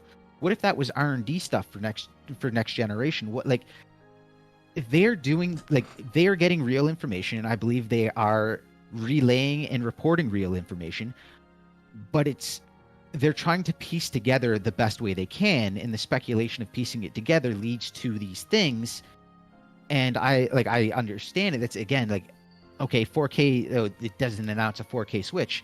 Well, I'm perfectly fine with that because they never said they were going to. That was just reports of someone piecing things together, and I'm not going to hold it against them. I'm not a fan of the fact that they've been claiming Switch Pro since 2017. Oh, the Switch launch. Oh, well, they're making a Pro. It's going to be out soon. They're like, okay, well, you've been saying it for long enough now. It's time to just scale that back. But as far as the reporting itself, they're reporting the best they can, and we have to remember that it is speculation from real reports. So it isn't necessarily 100%, like the information is correct. How it gets pieced together might not always be correct. And we have to understand that as we discuss rumors and reports on leaks and information coming in from these sources. It's tricky. It's so like there's a few different ways that maybe I could see things kind of working out, right? So first, let's assume Switch Pro is real. Let's hypothetical. I'm not saying it is. Let's just say there's a Switch Pro coming. There's a and by Switch Pro I mean a Switch which is part of the current generation that has DLSS technology that can make games run at 4K and they look and run a lot better, like a lot better. Can that still happen this generation? Well, let's say it comes out holiday 2022. Let's just say they do that. A year after the Switch OLED, I think it's a little bit of a stretch, but Nintendo could conceivably pull it off with minimal hiccups. Maybe that by that point they phase out base Switch, and then they'd price drop Switch OLED to $300, and they come out with Switch Pro or Switch 4K at $400. Like, and then they have a clean $200, $300, $400 sort of thing. Like, that is conceivable. And heck, maybe by that point they also phase out Switch Lite and they just have a new version of Switch Lite that has OLEDs in it, and it's still $200. Like, that's what they do. There you go. Like, that could that happen? Maybe. So, but let's say it does happen, right? That by holiday 2022, that's how the Switch family is looking. The weird thing about that is then, okay, well, still you have the systems, the Switch OLED and Switch Lite, which will be basically, we're assuming, using the same sort of technology from 2017, or at least everything will have to be compatible with technology came out since 2017. So, and this will be the end of 2022, which will be almost 6 years. 3 months shy or 4 months shy of it being 6 years after the release of Switch. How much longer do you wait to release the next generation? Do you wait a year? You can't wait a year. A year's too soon. After Switch OLED, then Switch Pro, then to follow up a year later with next generation. No, you have to wait at least 2 years, and even 2 years is maybe a little bit too short of a period before you come up with the next generation system. It's probably gonna be closer to 3 years, or at least 2.5. So I mean, Microsoft did 2 years, didn't they, for their enhanced last gen? Well, let's double check that. I'm pretty. It was close. Like people were. I think it was were a little 3. So Xbox, there was people that weren't happy about that either. Xbox Even One, like 2, 3. Yeah. let me double check. Xbox One X, right? Yeah. Release date. I want to say Might have been 2018 or. Xbox One X is a video game console developed and marketed by Microsoft. It was released on November 7th, 2017. Okay. 2017. Okay, so then Series S came out last year? Yeah, Series S and X came out in 2020. Holiday 2020. So 3 years later. Okay, and the PS4 PlayStation? Pro was 2016. Yeah. Really? Yeah. So And there was people that complained about that, by the way. 4 as it years. was too close. So then, so let's if Switch Pro comes 4 out years, holiday I think 2022. 4 years is pretty safe. Yeah, I think so. I think 3 years is fine. Yeah, but holiday 2022 to then come up with another system a year later would be blasphemy, basically. So what if you do 2, which is still a stretch, right, based off the competition, which would put us in holiday 2024. So that means all the technology that came out March 2017 has to still work that entire time. You have to wait that long, and even that's at 2 years, which is still shorter than the competition for how long they waited after their big mid-gen refresh. Granted, generations are getting longer and longer, and Nintendo wants to ride this ship as long as they can. But that just doesn't seem like the right way to go about it, does it? Now, Nintendo has doubled down multiple times on the Switch being an 8-year console for support. Sure, but I think, hold on. The caveat is, I want to cut you off. Do they?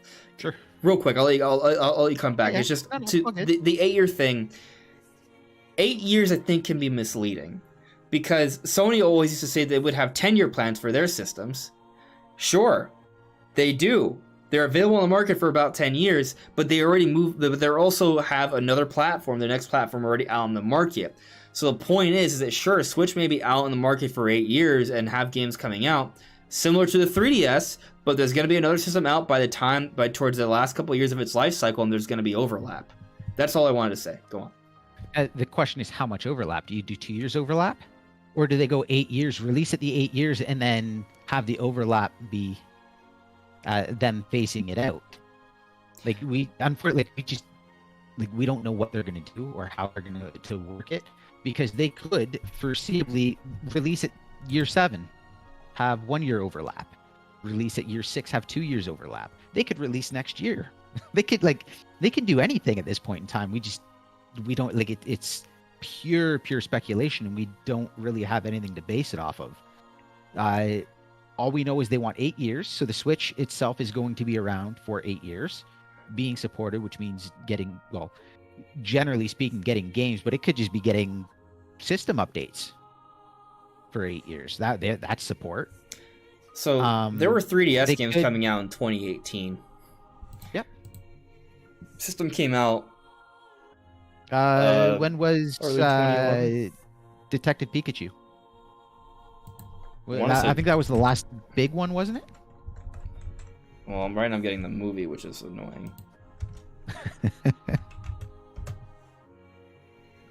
Release date, February 2016. No, there were... That'd be the... Oh, wow, that was way No. before. I think you probably mixed it up That with was- the movie. The last big one would be... Samus Returns came out in Samus 2017. But there was other things. Yeah, like, there was there were like games a till, like, Yoshi 2018. Yoshi 3DS, I think, was Yoshi's Woolly World was ported to 3DS. Yeah. It was pretty much all ports and remakes and stuff after 2017. But 2018 had a few games. I don't think 2019... I think 2018 was the last year we saw them have 3DS in any of the directs or anything like that. 2019. Right? Did you say last 2019 or game, 2018? 2018. I don't think 2019 had any mention of the 3DS in any official capacity, like at directs or E3 or anything like that. Yoshi's Woolly World came out 2017. There was something. There were. I have to look up like just a 3DS. Persona Q2, November 29, 2018 was probably the last big one. That'd be I remember some things coming out in 2018 for sure. I just don't. Yeah, it's just hard. That was 2018 was like the 2018. final year. Yeah, like there was one or two Maybe big something ones, at the right beginning of very end. 2019 or something, maybe, but I don't think. Oh, there was okay. anything. I'm on a page. I'm going to Control F 2019. Let's see what comes up. As yours. Oh, actually, there's a lot of games came out in 2019, so. Anything that's not like. Well, this list has every 3DS game, so it's kind of hard. There's like 100 of them, so it's a little hard for me to. All those games that hit awkwardly late as everyone's moving on. Kirby's Blow Up Blast came out 2019. What time? March. Oh yeah. So that's I'm something. pretty sure that E3 they didn't mention 3DS at all.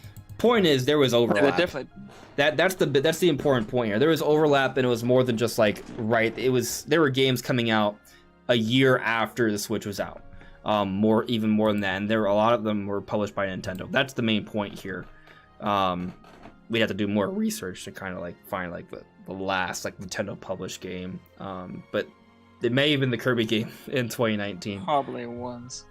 Yeah. So there's overlap, right? So I feel like, oh, actually, I saw it says Mario and Luigi Bowser's Inside Story. That I remember that actually. So Mario. I do remember that. I thought that was 2018 though.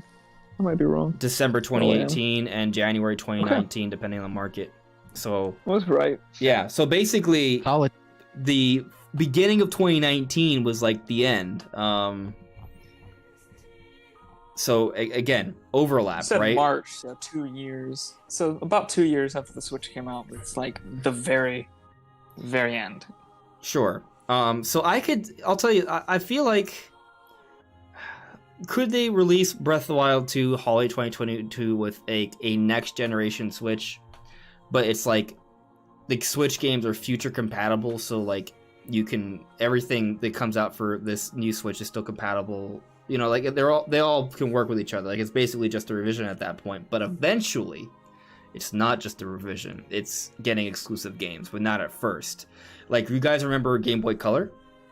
Game Boy Color had a lot of exclusive games, but not initially, right? It was, you know, you could play a lot of Game Boy games on there. It's like maybe that's what this could be like, right? Like it's almost like a revision, but it's also not. Well, that's what's going on with next gen right now with the PlayStation and the Xbox. Microsoft has straight up said everything is going to be cross generation for a couple years. So, but the weird thing about that though is that, let's say if you were to buy a PS5 game and it says PS5 on it, you can't put it into your PS4. There's just a PS4 version that you buy separately. However, they do have some online services involved where if you have the game on PS4, you can get it on PS5 at a discount or something, or if it's free depending on like your. There's a few different upgrade services and things. Yeah, so there's Xbox just has smart delivery, so it's just every disc works. You just plug it in and it detects what system you're on, and boom. And that is mostly how PlayStation works, unless they have next-gen specific updates, and then you might have to upgrade. But essentially, the discs just work. Like, there's not... I don't believe, except for the exclusive games, that there are PS5 discs that don't work on your PS4. Like, if you buy, like, Spider-Man Miles Morales, it should be the same box. Yeah, I have no idea. Yeah, just the more and more I think about it, though, I you know what? Like, I just feel like maybe Switch Pro is real, and maybe it's a situation where it's a blurred line, right? It's not quite like full next gen, but it is at the same time, because the idea is maybe to overlap, right? Like, it's going to be just powerful enough to be next generation, and it will start to get exclusive games, but it'll come out, say, March 2016. I mean, 2023, right? Which would be 6 years. That's the 6 came from the 6 years after initial Switch launch, right? So let's say it comes out March 2023, and let's say the launch title is Metroid Prime 4. Hypothetical. It may just an idea, right? And then for 2 years, I mean, and it still works with all current Switch games, right? But what the plan is maybe that for 2 years after that point, between 2023 and 2025, they start this slow phase out where they start to come out with some exclusive games here and there.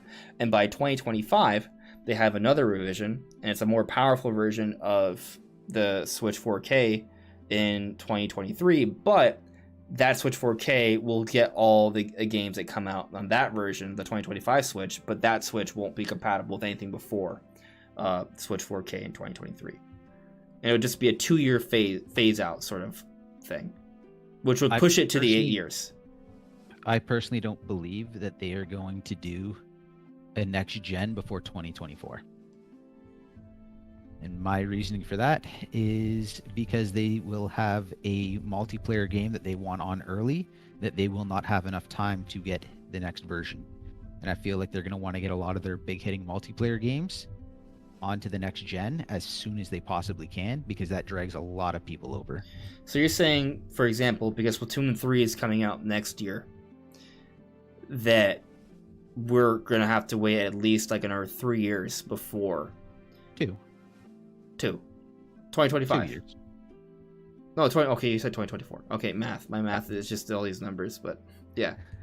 2 years, because they're not going to want to leave, especially like Splatoon 3 has a chance of hitting somewhere in the range of 20 million. And they're not going to want to leave 20 million users behind on the previous generation if they don't have to.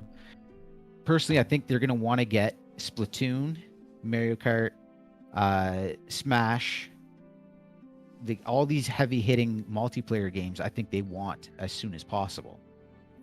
Yeah, and Smash Ultimate's just about to end its DLC this year, right? So, like, let's say they start next gen next year, they can't be expected to turn around and bring another Smash Brothers out within the next 2 years. Like, that's Yeah, no. and that they might even be working on it now. But you're looking at probably a 4 or 5 year development cycle, maybe even longer now. Because if Sakurai isn't doing the game, you're like you have someone else, or if he is there but taking a Maybe you just do mentor aspect, that's going to increase the time it takes to make the game. I mean, although you could maybe argue maybe just do a Smash Ultimate Deluxe, but I also think people. Well, so let me say this: Mario Kart 8 Deluxe has done really well, but it's also, if Nintendo continues to do that, I don't think it's going to be as successful.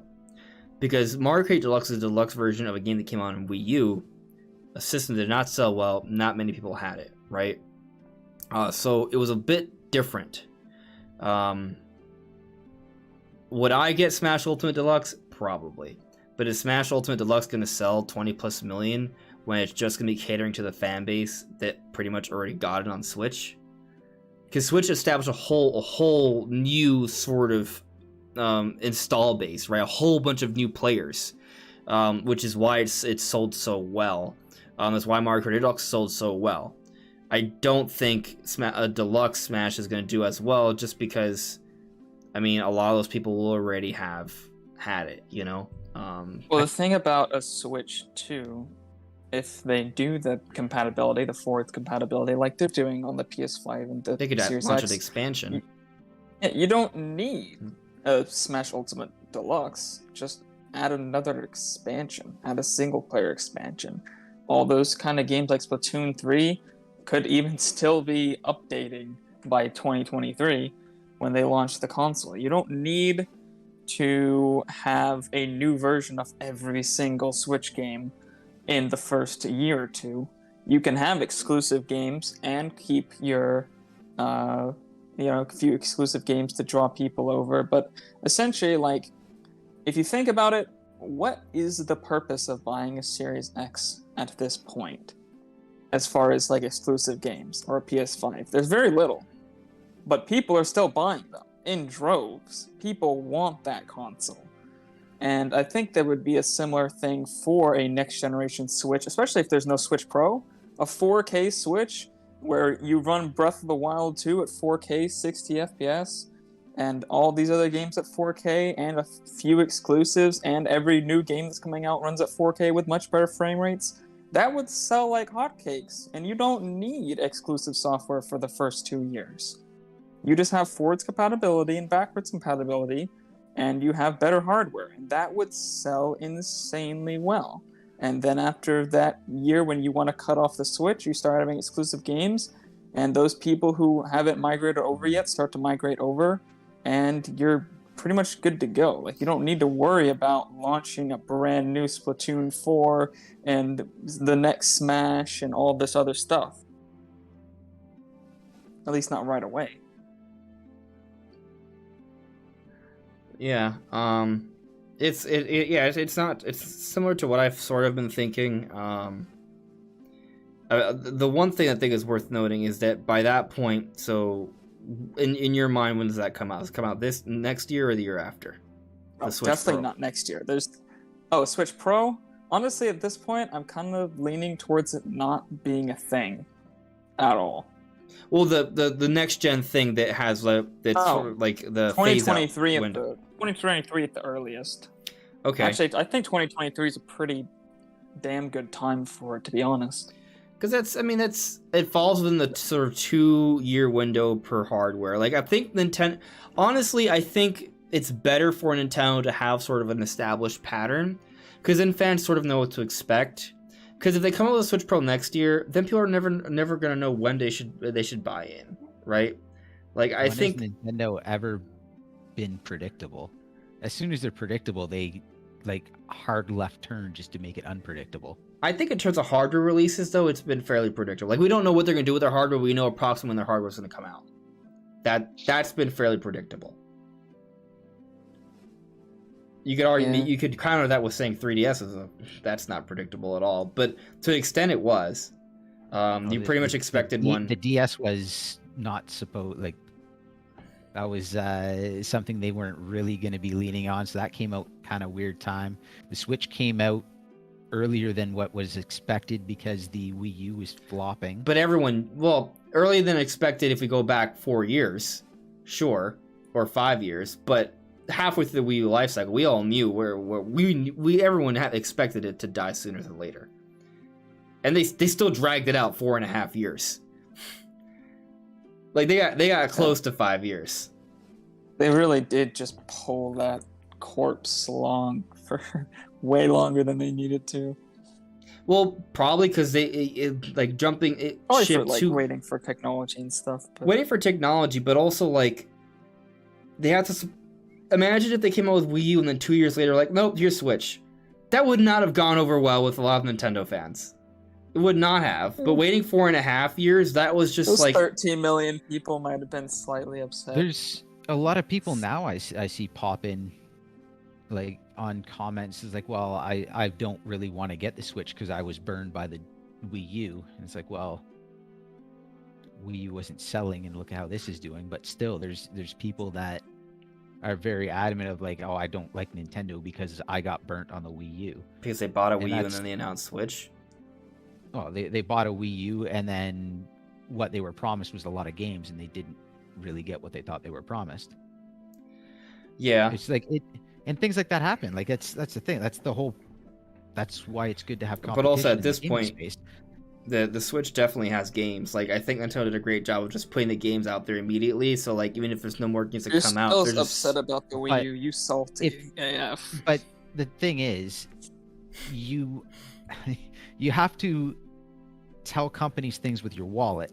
If you're going to be like, well, I wasn't happy with the Wii U, but I bought it anyways, to turn around and buy the very next thing they put out is sort of like, well, you're just telling them that you don't care. It's sort of like, you know, Pokemon fans want to like complain and freak out over, well, we don't like the way the games are going. Well, then stop buying them.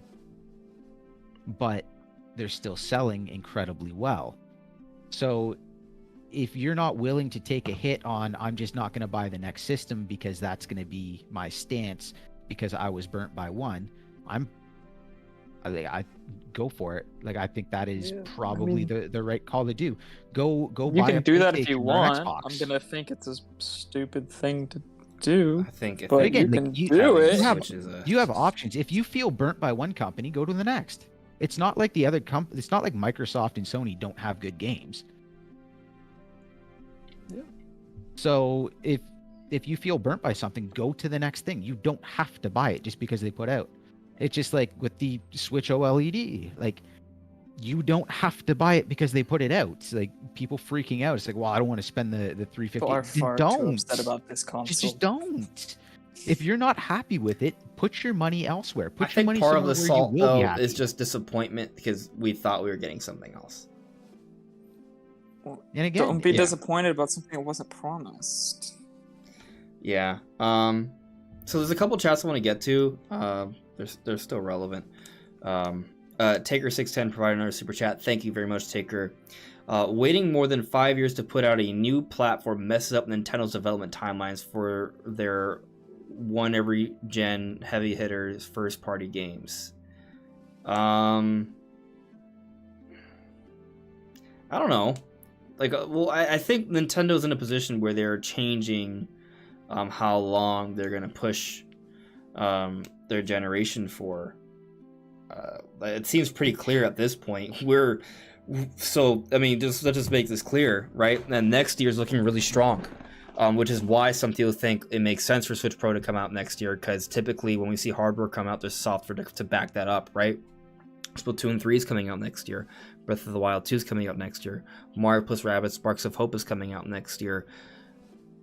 Donkey Kong is heavily rumored to come out next year. Fire Emblem Remake's heavily rumored to come out next year. Pokemon Legends Arceus, an open world Pokemon game, is opening up the year. That's a lot, and there's probably more. Bayonetta 3 is an option. Metroid Prime 4, probably not an option, but at least Prime Trilogy is, right? There's Twilight Princess and Wind Waker HD that could just be dropped as well. There's likely a Monosoft project that is pretty much close to ready. There's likely another major EPD project that's quite close to ready. By EPD, I mean the Mario Kart ARMS team.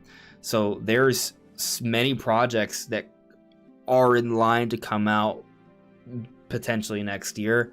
Now some of those may be pushed till the year after, right? But the point is that Nintendo is primed to have a very strong year in terms of software, with just consider what's already announced.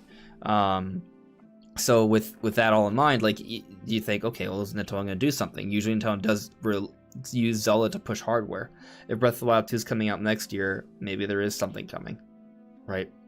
Doesn't have to be, but at the same time, as far as like the big once-a-gen games messing up that development, well, the Mario Kart team produced ARMS. We're seeing games get supported longer and longer. Smash got more support than they were initially intending. Yeah, I mean, that game came out That alone, 2018. We're in 2021. Like, you could point to that alone and say they're extending the support of that game because they're delaying the next generation. Like, you could say that, and you wouldn't be crazy to say it, to think that. Yeah. So, and at this point, I feel like people are okay with Switch not being a 4K system. Like, I don't think that really matters. I think Switch, like, the big third-party releases don't really matter, I don't think, because Switch still gets a lot of games. It gets a lot of the indie games, the Steam games. There are also a lot of games that come out that aren't that high spec range, so they can still come out on Switch. And we've seen some major games still get ported over. There needs to be a team to scale it down, but it happens. And Switch is so successful right now, and with somebody who buy it, oftentimes it makes sense just to make an exclusive for Switch. Monster Hunter Rise, that may become the best-selling Monster Hunter game. It's competing with Monster Hunter World, which came out on multiple platforms, right? So, Switch has strong selling power.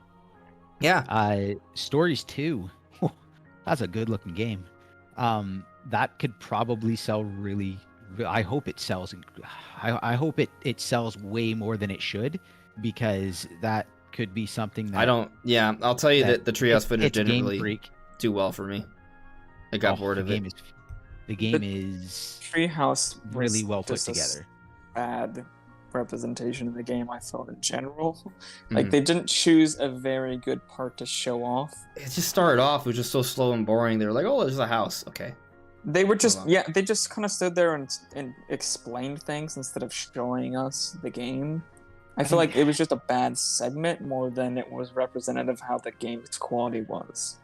Let's put it this way. The first hour of the game, if you were to compare that to the first hour of a Pokemon game, because, again, they're monster collection games, the first hour is infinitely higher quality than what you get out of Game Freak for Pokemon. And it's not to say that the Pokemon games are bad. It's just that they do have things that are lacking. The one very notable one is just how much of an improvement voice acting is in a game, to narrative, to animation. You take those Pokemon animations and you don't have to loop that animation for an unlimited amount of time waiting on someone to press the A button, and suddenly you can make the shorter animation that flows better. You can make a cleaner animation, a cleaner cutscene, because it's going to flow the way you want it to flow. And it's just little things like that. The world wasn't like it's big, it's open, but again, it's not wild area open. So there's things that are really interesting. I really, really hope the Game Freak team takes a look at this thing, because the game is very interesting to the genre, and I would really, really like them to at least take some ideas from it. Yeah.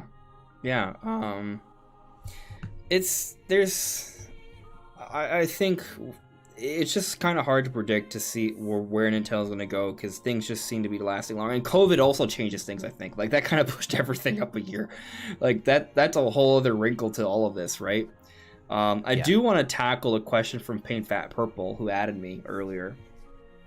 What do y'all think the March 2022 game will be? I think it's a really good question, because conceivably nothing major, right? Like, they don't have to come out with a big fiscal year ending game, because, well, Legends Arceus is coming out in January.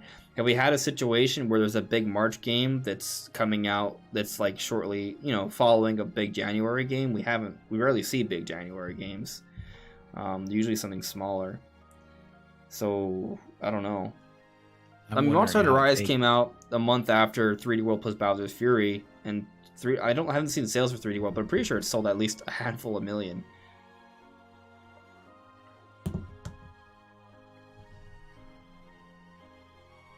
I don't know. Yeah, Brandon, do you have any idea? Like, I don't know. Let's assume there is a big March game. Like, what would fit there? Probably. I think Splatoon could do well there. I think they might show that off. Well, and then again, they didn't show it off at E3. But they could just easily show it off in September. Well, here's But the not showing thing, it though. off E3 allows them to show it closer and then do that thing where they like to really show off a game and then just release it. Like, they Yeah. might not show it off at all. They might have like another little update in the September Direct, and then not do much else. And then in January they have an early year Direct, and like, oh, here's all this jazz. I think they would probably need to announce the release date a bit earlier. So maybe they show some stuff, announce it as a March game in September. In I their think Direct, we learned about the March and then game show it off in the- again? Yeah, what I actually believe, devil's advocate hypothetical all the way. What I actually believe is in September we will learn about the March game, whatever it is, and it could be Splatoon. What if- Yeah, fair. Now, what if there is no March game and March is going to be the test fire for Splatoon 3? They could take a break for a month, I guess. There's gonna be something. There's gonna be a game. Maybe it doesn't have to be a big game. It could be a test fire. There should be a test fire at some point, right? Yeah. Maybe they could have a test fire. doing a test fire. But what if they do a test fire for this year to kind of make this year a little bit more interesting? What if they do a test fire like in December? Because, well, it depends. Because people are expecting Splatoon to launch closer to summer, and if it does, it's too far away. So it again, it all depends on what they're planning for Well, the launch. of I Splatoon. was saying from the perspective of maybe Splatoon 3 coming out in March, right? They- But if they- it comes out summer, then yeah, a March test fire makes sense. yeah, they could. The only problem And they could with also them have more doing than one test this fire. year is that you don't really want to run a test fire during like around your holiday season, because you want people out buying games instead of playing something for free. I see your point with that. Would be my way of thinking of it, but And test fire would- is also like a limited window, right? Like it's not something that takes up people. Like, it's just it'll be available for a weekend. I want to say Splatoon 2's test fire was 2 weekends where it was available. Okay, They did, but not two a test whole fires. week, right? Like it was just the weekend. Which I gotta tell you, like I personally I wanna don't say it was a weekend. like how they have events that only last. It's not just Splatoon. Like there's Pokemon tournaments and things that only happen during weekends. I hate that because not everyone's available on the weekends. So a lot of people work in retail. Like yeah, But at the same time, for something like that, they're really trying to test load on servers. yeah. Yeah, and it makes sense That's to have how it things are all going to at happen. once. Just have it as like advertised is going to be a very short period of time during a time that's very busy, and they just have as many people as possible crash in there and see if they like make it crash and burn, or if they can God, handle I it. remember the first Splatoon 1, that test fire was a mess. You could not get into any games. That was horrible. Because you said Kirby. Kirby could come out in March. Didn't the 2018 Kirby come out in March? Maybe. That'd have been April. I don't know. I don't remember. What was it called? Kirby Star Star Allies. Allies? Yeah. Star Allies? Kirby Star Allies, March 2018? March 16, 2018. There you go, my There you friends. So, yeah. They do seem to like to get games out, Mm-hmm. like at least some major title in March. Something. So it would surprise me if they had nothing in March. Again, It's that's gotta be something, like, but it could be. Kirby's a big name, but it's not like a huge. Well, I say it's not a huge seller, but that's almost 3 million units. You know, but Kirby is not like the highest echelon of Nintendo's IPs, but it's still a very good IP that's going to sell Yeah. because they're just known as solid games. Yeah, and I do think So the I'd Kirby be game surprised if there not wasn't too a far Nintendo off. So published yeah, like game. I could see it being Kirby. Yeah, Kirby is not a bad bet, I would say. There's a few other options. Yeah. Some people speculate maybe the Donkey Kong game. I feel like that Donkey Kong game Could work. could come out in March, and that'd be a big, like it could be like a big game. Like the idea behind the Donkey Kong game is that you want like a big game for March, and that could be a big game for March.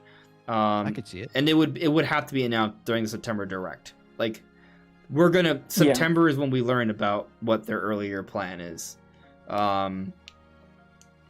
So, maybe Donkey Kong gets announced then. Now, it doesn't have to come out in March, right? Like, they can announce it in September Direct and it comes out later in the year. They could just say 2022, and that's it, right? We'll just figure it out.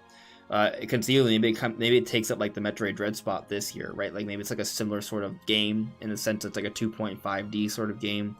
Maybe it comes out, like, August or September or something like that, or September, maybe even early, probably not early October, just because I think Nintendo's going to have other things, like Breath of the Wild 2, maybe. But it's an option. Now let me throw something at you guys. Like, there was a long time speculation that Breath of the Wild 2 is coming out March of 2022. I do not believe that, but people also speculated Switch Pro would come out March of 2022. What if that's still true? Or not still true, but what if that actually is true? What if Breath of the Wild 2 and Switch Pro come out March 2022 and we're all thrown for a loop? Like, they follow up Switch I think if OLED. that was true, they would have shown more Breath of the Wild at E3, and they would have said early 2022, not 2022. And I'm inclined to agree, but let me offer a counter argument.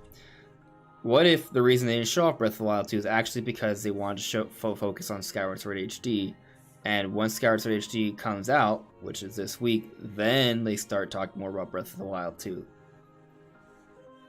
I don't know. It feels really weird to be hyping up your March game through your holiday release. That's where it's like, it's nice to have a big release that isn't like something that high of value. Well, at the Game Awards, they could showcase Breath of the Wild 2, right? Like, by that point, it's the build-up leading into March. Like, it could happen. Again, I don't believe this is happening, right? I just want people to know that if I talk about something, it doesn't mean I believe it. It's just a hypothetical. But, I don't think... I'll say that I think it's possible. I'm gonna bet no, though. I'm gonna tell you right now, this is Nintendo, so yes, it is possible. I'm not gonna put my cards in that basket. Kings of Left Field. Hardly unlikely. Yeah. But it just seems like a bad idea, to be honest. But again, Nintendo does things that can be a bad idea, but they just... Well, it's interesting here. The Yellow Kazoo brought up a game. Fire Emblem. That's another game that I think could be coming out next year. Like a Fire Emblem remake in March. Was it I could see 2018? Three Houses? Three Houses was July 2019.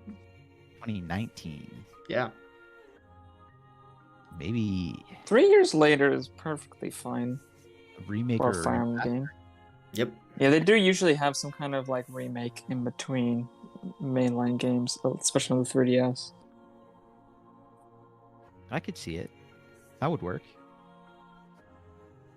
Yeah. That's another option. Now, it's one of those things like we're basically just talking about games that we think are likely for next year. Any one of them could maybe be the March game, right? Like, there's not like, we don't know. I'll say that Splatoon 3 kind of makes sense to me just because we got that game announced last February. Yeah, it was very early. So that's kind of the one that I sort of point to. But because of Legends Arceus, maybe they want to space out major games like that. Because both Legends Arceus and Splatoon 3 are probably going to sell over 10 million. Like, or they have that potential. I guess they're very, very different games for very, very different people. Yeah, I'd be blown away if Splatoon 2 didn't get closer to Splatoon 3 didn't get closer to like a 20-ish million. To be perfectly honest, I would be very surprised if it didn't go 15 million plus. I would be very, very surprised. I'm saying 10 million plus, which also means it could theoretically sell 20, 30, 40 million. But because Splatoon 2 with it's like a limited install base at launch, is what it 12? I guess 12.21 mil. And I understand your point with that. But I guess where I'm sort of skeptical is because people can still buy Splatoon 2. Like, it's one of those games that you could just buy, right? Like, people, when they buy a Switch, they buy Breath of the Wild, they buy Mario Odyssey, they buy Smash and Mario Kart. Wouldn't Splatoon, couldn't you argue that Splatoon's also one of those games that people just buy because of that? Now, I know what you're going to say. Not yet. Because, okay, well, maybe you're right. But the other consideration is that because Splatoon kind of has had that run of DLC and stuff and support that's done now, so there's less reason to buy Splatoon now as there was earlier on. So there's that to consider. But I guess the other consideration is that there is the potential fear or issue of sequelitis, where the people who bought Splatoon 2, there won't be as much carryover into Splatoon 3. Like, it could potentially go that way as well, right? I don't think that would be a big issue, to be honest. Don't, from being in the community, I don't believe it, because Splatoon is in a weird state where this is what Nintendo claims is games as a service. So they're going to put it out, they're going to support it, and they're going to constantly change it for like 2 years. And then once that's done, they do their Final Fest, and then a ton of people just stop playing the game. And I did. The moment that happens, they go, man, I really wish they'd release the next Splatoon so I could play that again. And it's like, well, you could just play it now. And they're like, no, they need to release the next one so I can play Splatoon again. And that's the thought of a lot of people. And then put that in with what's going on. Splatoon got a huge boost with everything going on in the community surrounding Save Smash. Where they had some like few $1,000 tournament pot, which got a ton of eyes on it. A lot of people got really excited. There's been people, I'll tell you right now, you go onto Reddit, there's people coming in daily again because they announced Splatoon 3, people wanting to buy Splatoon 2 to get ready for Splatoon 3. Interesting. Like, it's, and again, like right now, I don't think there's a lot of people, it's like, oh, you got to Switch, you got to buy Splatoon. But I think after Splatoon 3, I could see that being a thing, depending on if it, like, let's put it this, if it hits like 20-ish million, that puts it in the area of Smash. It's nuts. And then that puts it in the area of, yes, when you buy a Nintendo console, that's what you're buying. And to be realistic, if you want a shooter, what else are you getting? I mean, I think that's definitely Nintendo's intent, right? Like, I think them prioritizing Splatoon 2 for the first year of Switch was indicative of that, right? Like, they made sure to get out Mario, Zelda, Mario Kart, Splatoon in the first year, and then Smash was a follow-up. Yeah. Yeah. I think Online they want a lot of multiplayer those games big like heavy this. hitters. They have to have them because that's how you sell your online service. Yeah. Big online multiplayer games like this, especially ones that are updated as a service, just generally don't have that issue as much with people not wanting to migrate over, because there's a lot less reason to stay on the older platform. Whereas like a single player, you might not feel as compelled. Like, you're going to want to come and you're going to want to play at the very beginning, because you're going to want to hit all those Splatfests. You're going to want to hit all those live updates, and you're going to want to be a part of the community and a part of the journey of the game as it progresses and as it gets updated. Whereas a single player game, it's just kind of like, oh, I can just play this layer and experience the entire thing exactly how it came out when it first released. Whereas you're not getting that with a multiplayer game where people have moved on and they're not doing the live events anymore, and there's not that big hype around being there in that moment. So it's kind of a different beast. Yeah, Yeah, it is. It's like, again, from being in the Splatoon community, it's really weird the moment and like the attitude and people that like played this for like 4 hours a day every day, and like Final Fest ended and they're like, oh, I can't wait for Splatoon 3. It's like, oh, you gonna play Splatoon 2? No. You really want to play Splatoon? Yeah. Why don't you play Splatoon 2 if you want to play Splatoon? No, I'll wait for 3. Yeah. Honestly, that's what I did. Weird. Like, they ended We the were talking, updates, like- and I was like, okay, I'm done. I'm good. And- I'll wait for and for Splatoon some- 3. And for some people, they come out for literally the Splatfest and that's it. So when there's no more Yep, I did Splatfest, they're that for like, a yeah, while. I'm checked out, I'm done. And like that to me That makes is- sense. That To is me, the exactly weird one what is the happened people to that me. were playing like 3-4 hours a day, and then in ranked in league and all these other things, and then Final Fest ends, and they're like, yeah, I'm done. I was like, what?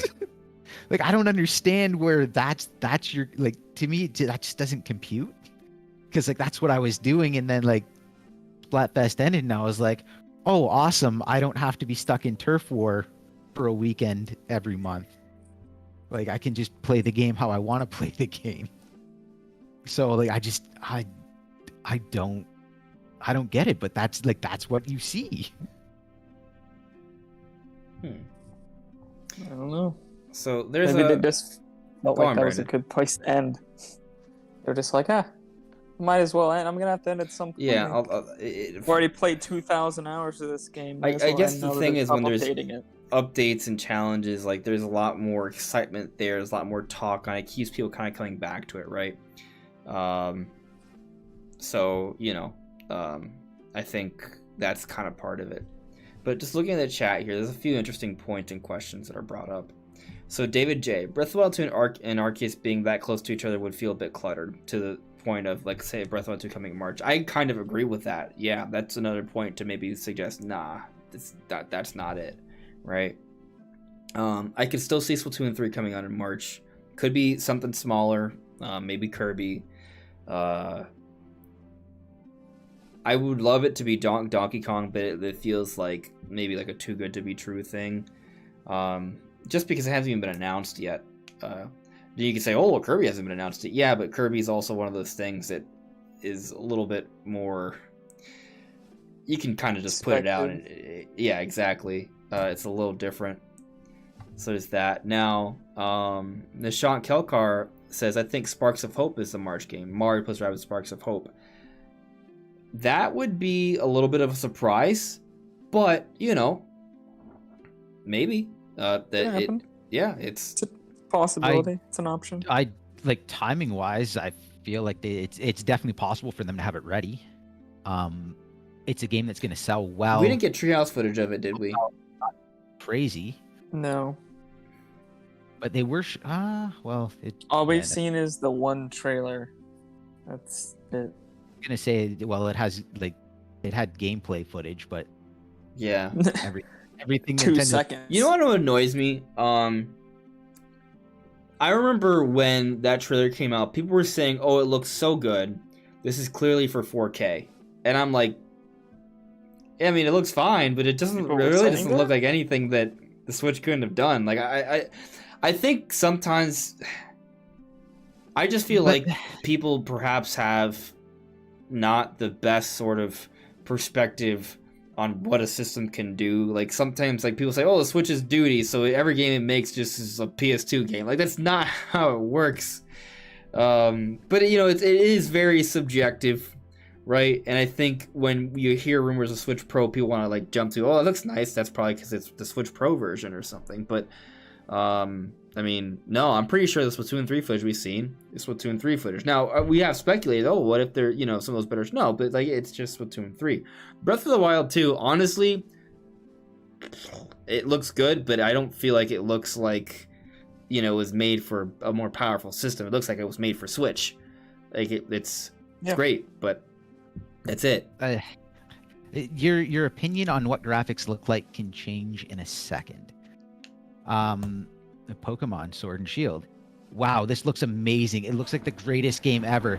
Oh, National Pokedex isn't in the game. Not everything's coming back. This was the worst looking game I've ever seen in my life, and I hate it. Well, on the note of Pokemon, we actually literally there in a few seconds. We actually did get new footage for Pokemon Brilliant Diamond Shining Pearl in the OLED trailer, and it looks better. Did you guys notice that? I was focused on this because I don't care. I did see that people brought up that it had some slightly improvements, but honestly, I was looking at the screenshots of comparison, and I couldn't tell what was different. Sometimes hype makes it look better. I was like, there was some textures that were changed, but they didn't look better. They just looked different. I'm gonna show you something. noticed that it was a Switch OLED, and I noticed there was Splatoon 3 footage, and I spent like 2 hours going over that 5 seconds. So that was Like, there's just and more. I'll be honest, there was a lot it's in that 5 different. seconds, which told us nothing, which was even better. So this one was shared by Joe Merrick. I'm gonna show you guys on stream here. Let me see if I can pull up the stream and have this on my phone at the same time. So this is the shot from the trailer. Brandon, were you able to pull it up? Yeah, I'm trying to figure out how to mute it. Where is the mute button, YouTube? Oh, there isn't one. Why is this the worst? Okay, I can just ignore myself talking to myself. All right. Well, so this is a shot from the initial trailer, and this is a comparable shot in the OLED. Like, it looks, I don't know, it just looks really good to me because the initial one looks very chibi and overly colorful and saturated. This one seems to have more like natural looking colors, and there's more depth to the character. And if you pay attention specifically to the backpack, you can clearly see there's more detail and depth to it as opposed to the original one. Like, it's just different. It's a different backpack. Designs change. Yeah, the designs change, but also the coloring is different. And to me, just the look, feel, it seems like more like what I was kind of hoping for a game like this. I look at it. It looks the same thing. aesthetically different, but technically the same. Like, as far as like the tech driving it, it doesn't look better. It just looks different. So now this is other shot. Like, it can look better with it just being like, you know, they did things with color to make it look more appealing rather than Right. I mean, and it could be just touch-ups like that. like this here. What I'm seeing here is the Pokeball. But kept the its color, backpack and does have they more they detail, faded- though. Like, that's a but fact. From what I'm seeing, the thing that makes this image so different is that the Pokeball is just as vibrant, and they muted the rest of the image, which makes the Pokeball look like it's, you know, actually closer to us versus it. So artistically, this makes more sense because the Pokeball has the color to make it pop and look like it's in our face, and that the background is fading to the back. It's atmospheric, is what they're doing.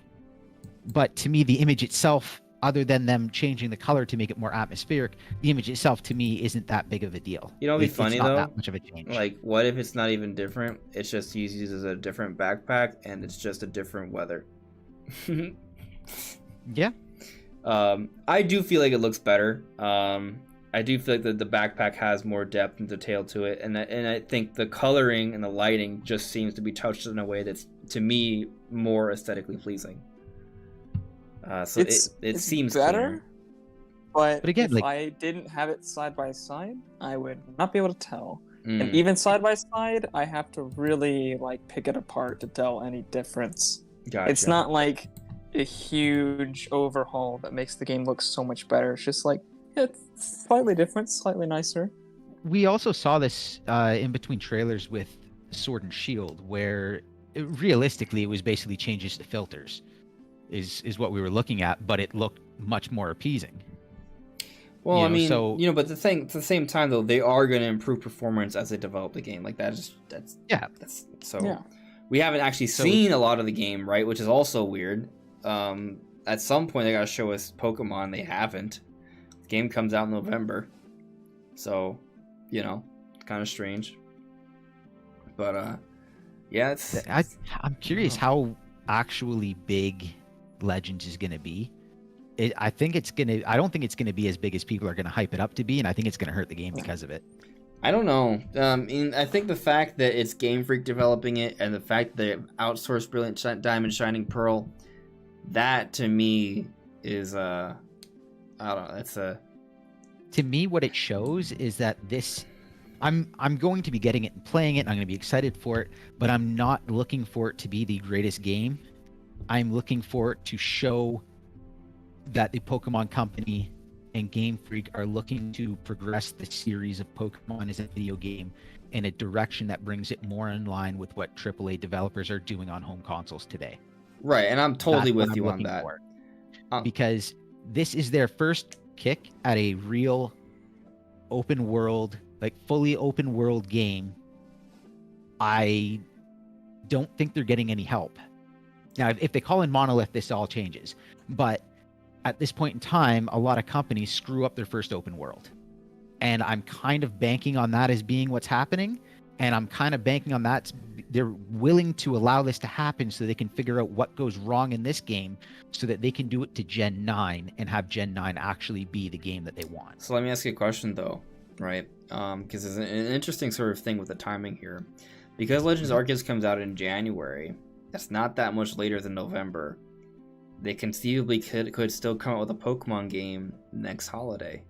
It could be Gen 9. They could still maintain that 3-year cycle. February is usually when they have that early year sort of direct or presents. If Legends Arceus comes out January, they could still have a presents in February and announce the next Pokemon game. Now, to me, it would feel a little strange because it would be a month after the game comes out as opposed to 3 months, and there's kind of like why. But at the same time, I think the way they're designing Legends Arceus, they're not designing it as a mainline Pokemon game. Yeah. No. So they might be able to get away with that, and maybe they can reveal the next Pokemon game to come out that next November, and it's Gen 9, and it's basically just an evolution of what they did with Legends Arceus. I'm basically giving myself zero expectation and I'm gonna see what the game is, and if it's good, then cool, and if not, then well, I've never cared about Pokemon before, so there you go. I am going into it 100% expecting there to be major issues and major flaws in the game, especially involving the open world. And if they aren't in the game, I'm going to be very, very happy. But I fully expect it. Like we've seen it many times with companies that try their first open world. They kind of had a semi kick at it with Sword and Shield, which Wild Area, they decided to have it as open as possible and pack as many Pokemon on screen as possible, and that didn't work out so well. The next iteration was the DLC, where they basically turned it into a big 1080p glorified 3DS game, and that worked very well, and it looked a lot better. Let's see what they do with this, and see what they do to actually fill the world and fill the space, because that's going to be a big problem with open world is trying to fill in the space. I just want to see the game because they haven't showed us anything new. It's been so long. We're already in July. We're already in July, my friend. Like they didn't show us anything in June. Like when are they gonna do it? Well, it's such a weird time. Like you don't want to be. Like, can you really be showing this off? I don't think they marketing it as like this is the greatest thing ever, and like show it off in the middle of your holiday rush when you're supposed to be marketing your holiday heavy hitters. But Legends Arceus comes out in January, so they have to market it now.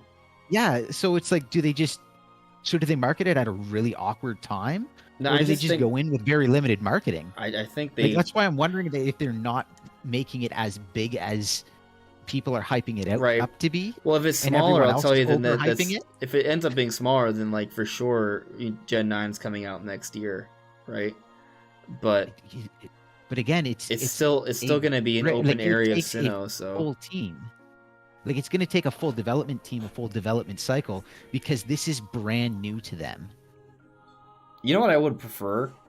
I would almost prefer it if Legends Arceus is the only mainline Pokemon game that comes out next year, and they transition from Pokemon being a holiday title to more of an earlier release. Maybe it becomes like the March release moving forward, or just an earlier release as a whole, and that gives them a few more months to get that ready. I just wish they didn't get tied to their development cycle as much. Although, the Pokemon anime is different now, though. You noticed that, right? It's not the same. It's not like a badge-based thing where you it's a different style. So they may. Are you talking like the Sword and Shield like shorts or the actual anime itself? The Ash anime. I haven't seen it in years, but I would really like them to get away from like. It's not about Ash getting badges. They last need I to checked. get away from the badges, I think. Ash In is order- actually he's in Kanto, and he just travels the world to different like, locations. they need to make changes to this series in order to advance it, and I think they're stuck too much on old things that their old formula.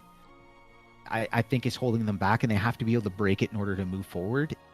But that's really hard to do. But if the anime is no longer about obtaining badges, they can move to another area and actually have do a story that isn't badge based. Like do a story where you can actually run people through a story rather than run people through badges with story on the side. Like you can, and they need to take more risks with their storytelling. And they need someone to actually do cutscenes that are more intelligent, so you don't see characters rotating on a spot. They don't need those transitional animations. They just need to cut their cameras different. I mean, so many things they need to do. But I just feel like the way they're handling things now, the timing is very different. So we'll see with that. Very weird. Let me check on the chat here. There's a few different things being said. Birdman, I think this is in relation to when we get the Pokemon news. Maybe this month because of Pokemon Unite. Maybe so. I just feel like it'd be weird for them to go beyond July. It would just be strange. ASAP Bro, Knights of Turtle Marsh theme? And indeed it is. The Yellow Kazoo. You guys know it's the anniversary of Wata's death today. I didn't realize that.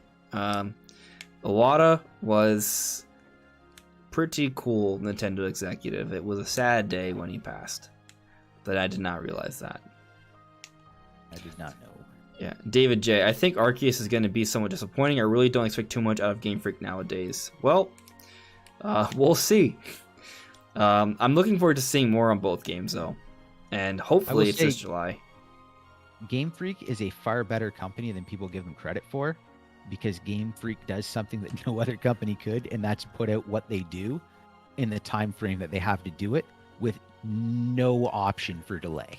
Well, I guess the thing is, you remember Town? Town was trash. It was a very interesting. So fun game. I like the mechanics, right? But there were other issues with it. But again, this was a side project to get the team to do something different. It had very few people on it. It was a side project. Everyone else was like, "Oh, it's just going to be like this is what Pokemon should have been. It was destroying Pokemon." No, it was a $40 game, and it was a $40 game. Like, it was worth the $40. It was not some AAA blowout game. It was very small in scope, and it was interesting. I enjoyed it. I liked the battle system. I thought it was very interesting, but it was not some AAA game.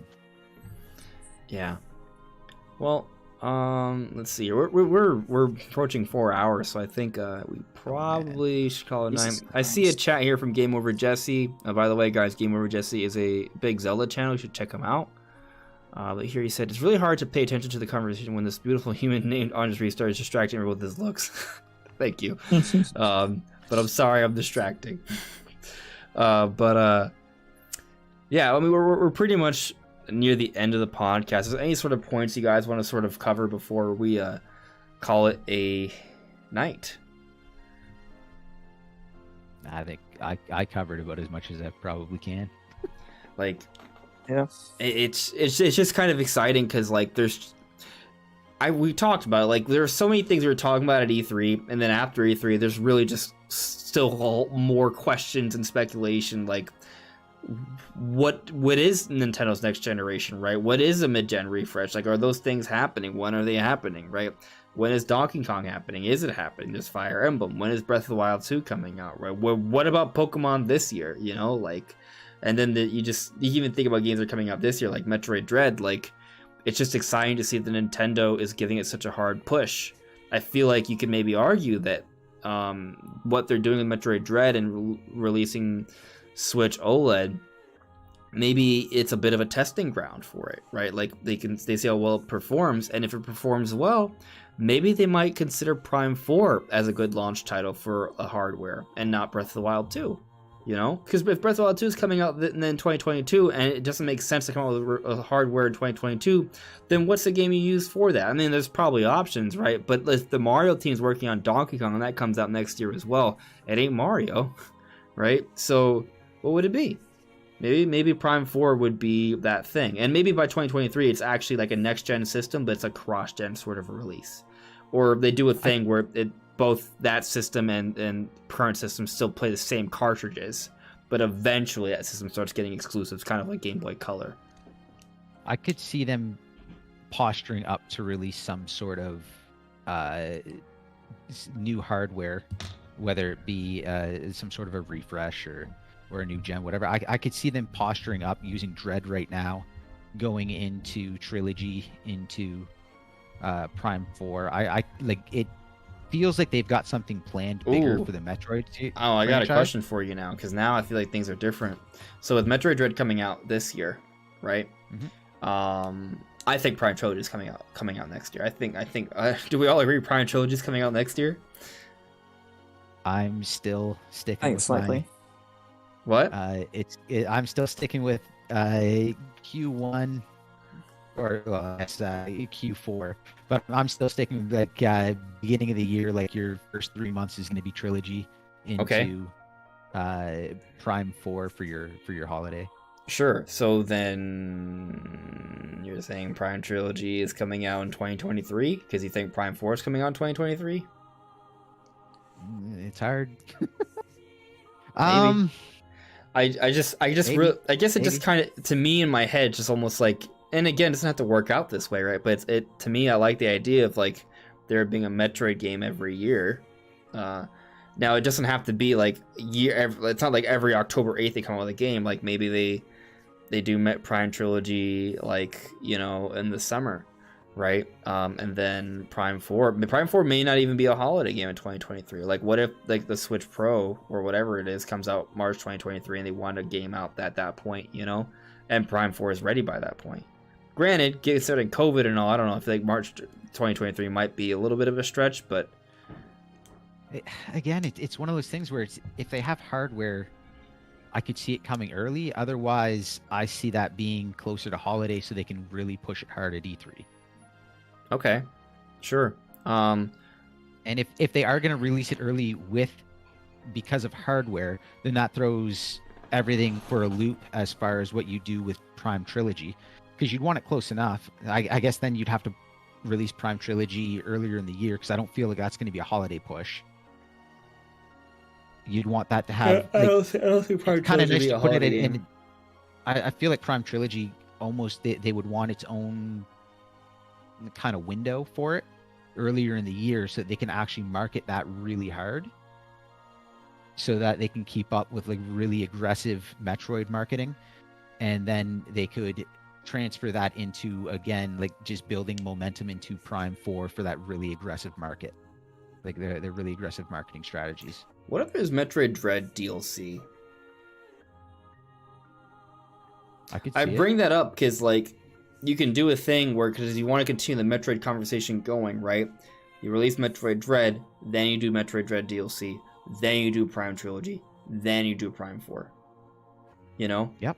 As opposed to, because that just gives them more sort of leeway, like just an idea to put out there. Now, what would that DLC come in the form of? I don't know, but let's look at most Nintendo games that came out throughout this generation. Breath of the Wild got DLC. The Mario Odyssey had free DLC updates, right? But you know, it got something. Kirby Star Allies had DLC. Like looking at the 2D games is kind of like a good thing. Well, what else is there? Obviously, Smash, Splatoon had DLC. Three Houses had DLC. Luigi's Mansion had DLC. Pokemon had DLC. Mario Rabbids had DLC.